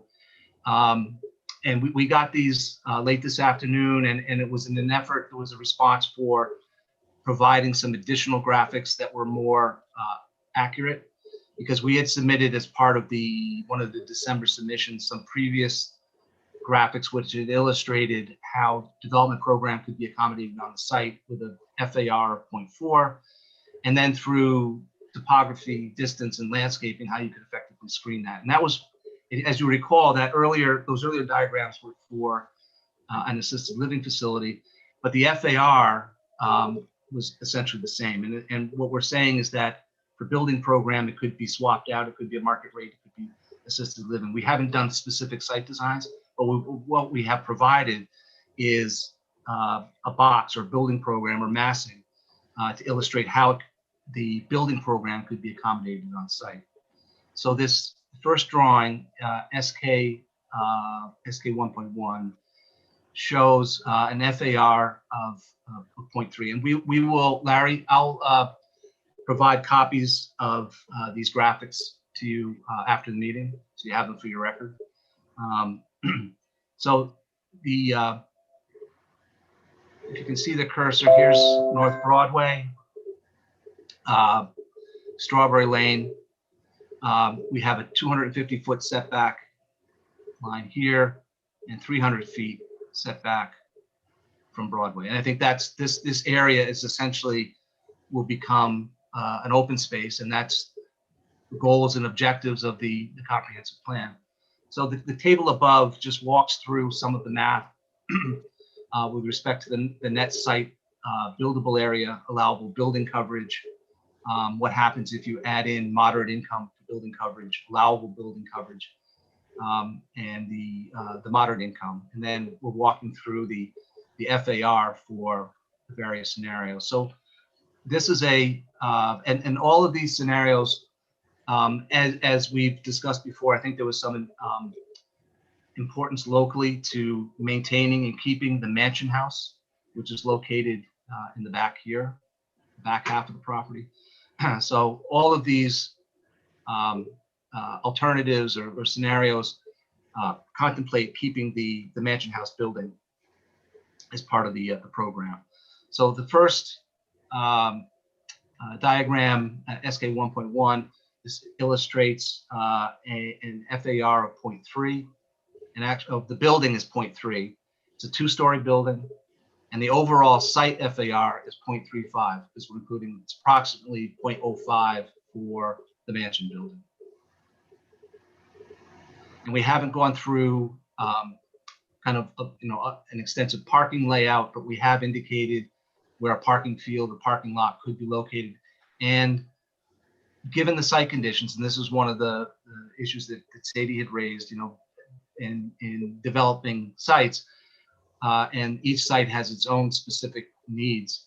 But given the constraints of setbacks and lot area and configuration, a project like this would need to have some portion of its parking built below the building. So we've outlined a potential area here. So if there's, we haven't done a complete site plan drawing, but we have, and we do understand that a portion of the site will need to be below grade or below the building. So the next scenario is a FAR of 0.4. Let me just say 0.4. Okay, so 0.4 contemplates additional development program, but essentially using the outline of the existing building, of the proposed or the contemplated building mass, and then adding a 3rd story on top of that. So that illustrates, sorry, here's 0.3, 2-story building. That's currently what your code would permit kind of as the base. What we're suggesting is to allow for a 0.4 base FAR. And essentially it's keeping that same footprint, but just adding a 3rd story on a portion of that building. That's really, it's really 0.45, David, including the. That's correct, yeah. Okay. Yeah, yes, because, and I think when we include in the box here, you're right. The mansion building is the 0.05. So okay. Yes, So we absolutely. just get 0.05 onto everything you're showing. Okay. Yes, yes, exactly. All right, and so then the last diagram that Susan had prepared again showed. So now we want to accommodate the moderate income component, which is an additional 0.05 FAR. And so again, we're taking the kind of the base 2-story structure. There's a 3rd story, and the 3rd story gets a little bit larger. So here's the 0.4 FAR, and here's the 0.45 FAR. I can't see the difference. There you go. So there's another, so That's the you're right. point. It's, The difference and No, on the drawing. I Right. mean, it'll be different if you're looking at right, that. and Mary Ann, you raise a very good point, because it would be imperceptible if you were on Broadway looking at a 0.4 building or a 0.45, you wouldn't be able to tell the difference.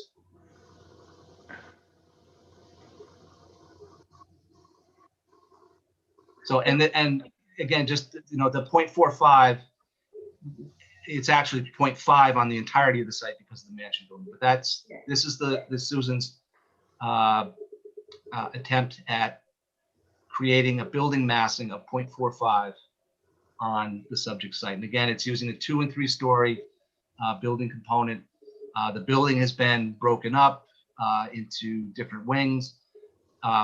We haven't done specific architecturals, but we wanted to show kind of the massing and how it relates to North Broadway and to the surrounding properties. Can you Then switch? let me ask you this though, on their particular massing, you don't see a big difference, but couldn't the building be configured differently so that that there would look like more, that the massing would be more obvious? So on the, I wish I could point to. No, so if you had the entirety of, let's say you pushed the building up against the 2-story building up against the 250-foot setback. Yeah. And then right behind that, at the 300-foot, you put the 3rd story. That would be a different configuration. But again, we've gone through some of these graphics about the visual impact, which is essentially mitigated through distance, topography, and the existing landscaping within or on the frontage of the North Broadway. Could you go back to the previous 1.2?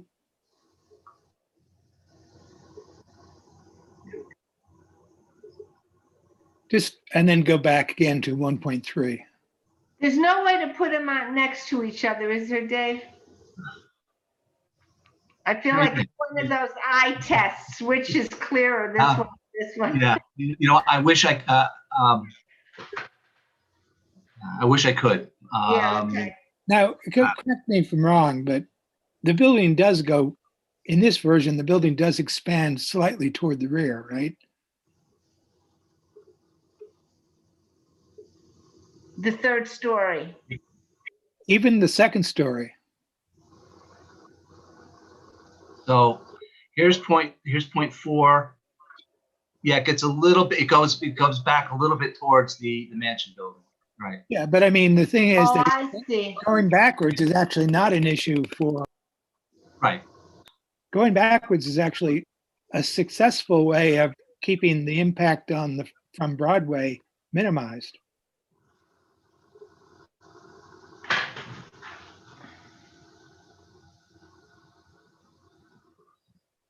And I think that was part of I was Susan's just charge. looking at the crosshatch. I see that.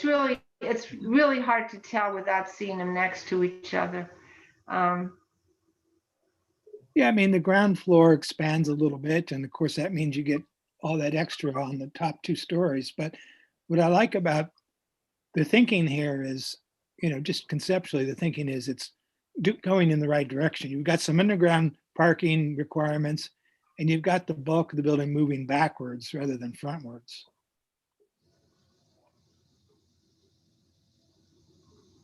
Yeah, there aren't a whole lot of options, Mark, and so to the extent that we can, pull the building back, or when we get to more detailed designs, that's certainly an option. And that goes to Mary Ann's point about, could a building be designed where the mass looks bigger? I suppose, but your planning board is going to be responsible for making sure that the design is done in a way that minimizes the mass of the building. We also have a very small building envelope on this, given the extensive setback from Broadway. So there's not too many options, I think, to change the design, and Dave can correct me if I'm wrong, but there's limitations on how you could change this design to make it look like a more massive structure, which wouldn't be the goal of any applicant coming in. Well, I think the point is you don't want it to look massive. You want it to break it up, and and the ability to tier the building from 2-story to 3-story is effective. And also the other, as shown in this particular one, and this is contrary to what Marianne was saying, the design goal here was to prevent a non-uniform frontage, so you don't have an extended linear frontage on this building. That's right. You have those kinds of architectural differentiations that will make it appear to be, maybe 2 buildings or whatever, but it won't appear like a long extended front facade, which is, I think, what Marion was worried about when she was talking about, couldn't you do this design a different way? Or couldn't somebody else who wanted to build this building do it that way? I mean, Right. I mean, unless you put in some kind of, we have a linear length limit on the facade, and we also say that facades should be broken up in some aesthetically pleasing manner, so it breaks up the visual bulk. But yeah, and I think that's what Rebecca's getting at. I don't know that you can spec even more differentiation in the front. Maybe you can. Yeah, but I did not intend to get into, building design or anything, just to get some idea of the massing. Okay. And I think that was the kind of our charge, was to provide a more accurate depiction of how the building massing could be accommodated on site. You're right, Marianne and Mark, there could be a multitude of different design alternatives.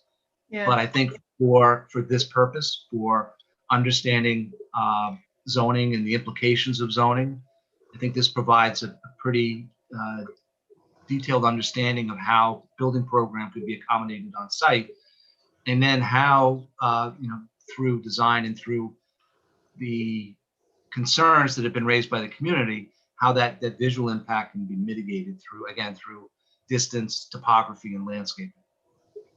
Did you have drawings that would end like from what this 0.45 would look like from Broadway?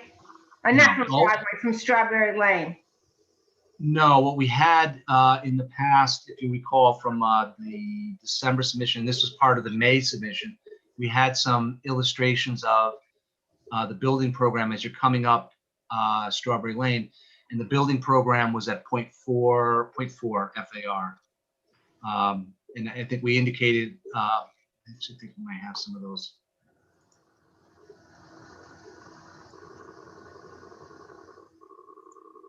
So here, if you recall, this was one of the drawings that Susan had prepared. And so we had prepared some visuals. Again, this was at 0.4 FAR coming up, and with the inclusion of landscaping along the drive. And this was one of the earlier, actually, let me focus on it. This was one of the earlier illustrations. Again, this was at the 0.4 FAR, showing the building program, but how it's set back distance-wise from North Broadway. But that drawing hasn't been updated to reflect this particular layout with actually this one with the 0.45. Would you go back to the drawing, the illustration, Dave? Which one? The one you just had. The one cross section with the pretty trees. Ah. Oh no, the cross section. Actually, the cross section one might be better.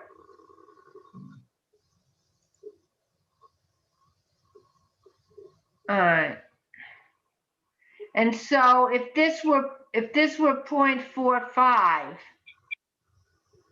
there wouldn't be really any difference. Well, the back of it would be coming closer to the mansion. Right, exactly right in here.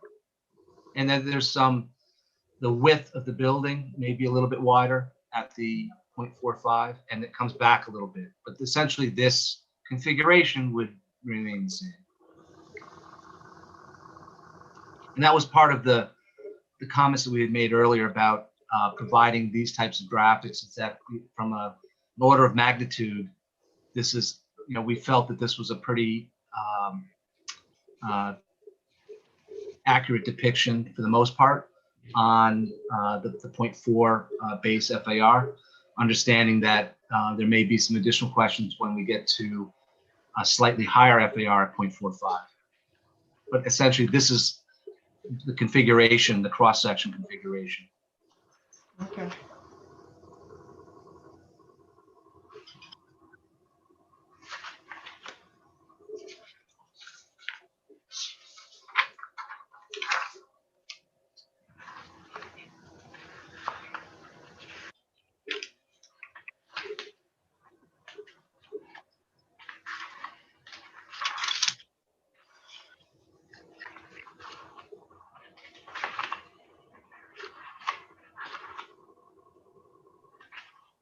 Are there any other questions?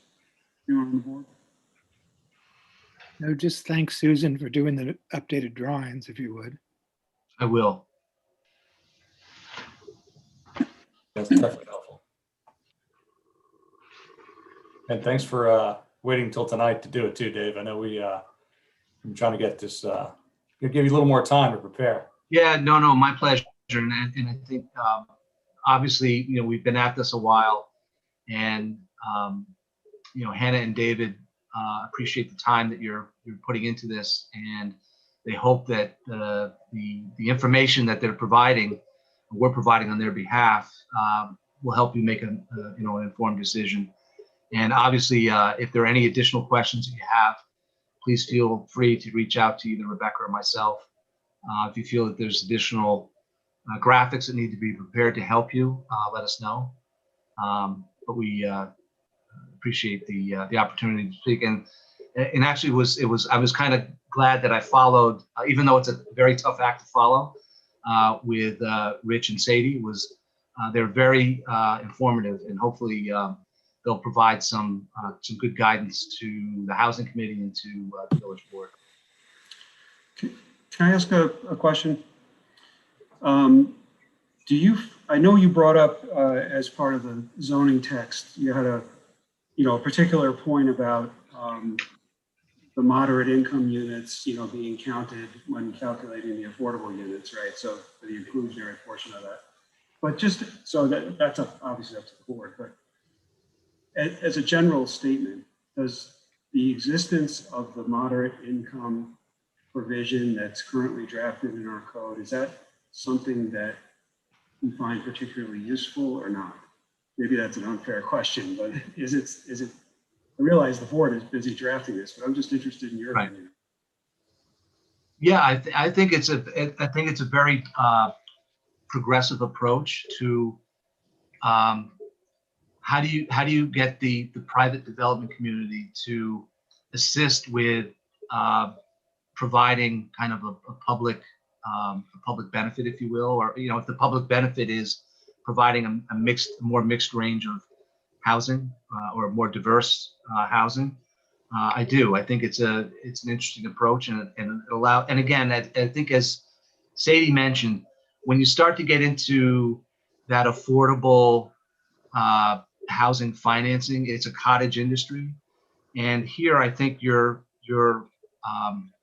trying to provide an opportunity for the private development community to respond to that through their developer economics to provide those. And I think that the input that you got from the other developers who've been providing some comments, I think that the AMI ranges seem reasonable for allowing that to happen. Thank you.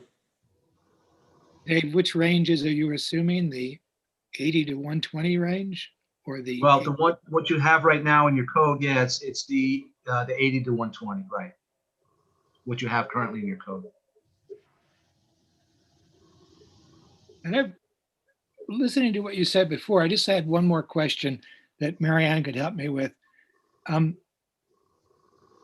I thought we didn't have any fixed size requirement on the moderate income units in terms of like having to be a certain percentage. Yeah, we didn't. I guess I'm Think it was wondering if anything, like in our affordable housing law, we have a requirement that says it has to be 80% of the size or the equivalent, equivalent square footage. I don't believe, No, I think we said market rates would dictate it. yeah, so I'm wondering, Dave, if that accommodates your concern, because I don't think there's any that I can read. There's anything in the code that says that they have to be the same size. they have to be sellable or rentable. Yeah, we talked about that at length and actually talked about that 80% requirement. And then I think it was Brian that convinced us, that the market's gonna, determine the size. They can't make it too small or they're not gonna be able to get the renter. That's acceptable. If the market's able to determine the size. I think, but you know what, Mark, we talked about that before, and I looked at it quickly, and I didn't think there was anything, but let me read it more carefully. Sometimes it can be, it doesn't stand out as a separate paragraph, but it's implied by something else. And we did the senior stuff, didn't it? Did that also have the same lack of? No, it didn't dictate the size on the senior, but on the senior, you could have, you can have the same size building, you can just have 50% more units, so they're automatically going to be smaller. Right, okay, just making sure Yeah. everything is, that we're not seeing hidden disincentives. I guess that's what because what I hear from what Dave was saying, the biggest question is that kind of balance between the more units you provide senior or moderate, then your affordable number goes up. Yeah, we had talked about that, and I think, as I recall, the discussion was that, actually the developers, they're not going to be losing any money at this moderate income, at the developing the moderate income.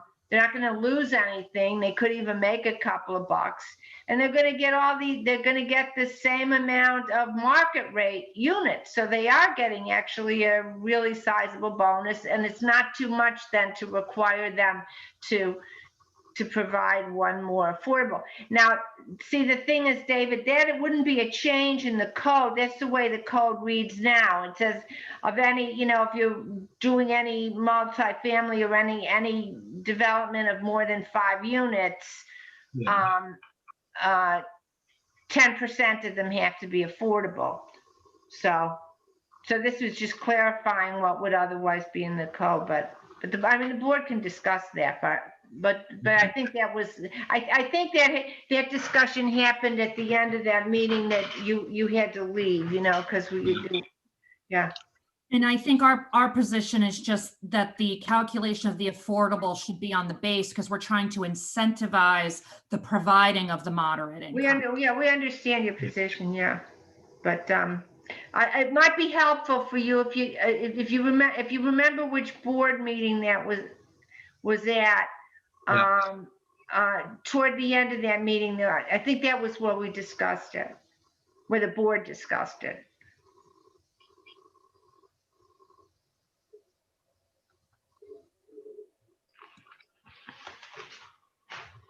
Any other questions or? I just want to be sure, sorry, that if asking Larry if it'd be possible to email, when you get a copy of these PDFs, email them to us. And maybe some of the ones that we were seeing, the elevation viewpoint, those ones from last year. It seems so long ago, but maybe you could refresh our collection of PDFs so that we'd have them, be able to see them more carefully in front of us. Yes, I'll work with Larry, get that to you tomorrow. Thank you. Could I ask that you also, I don't know whether your protocol is appropriate, but provide them to the housing committee? That would be very helpful for us as well. Thank you. Sure. Right.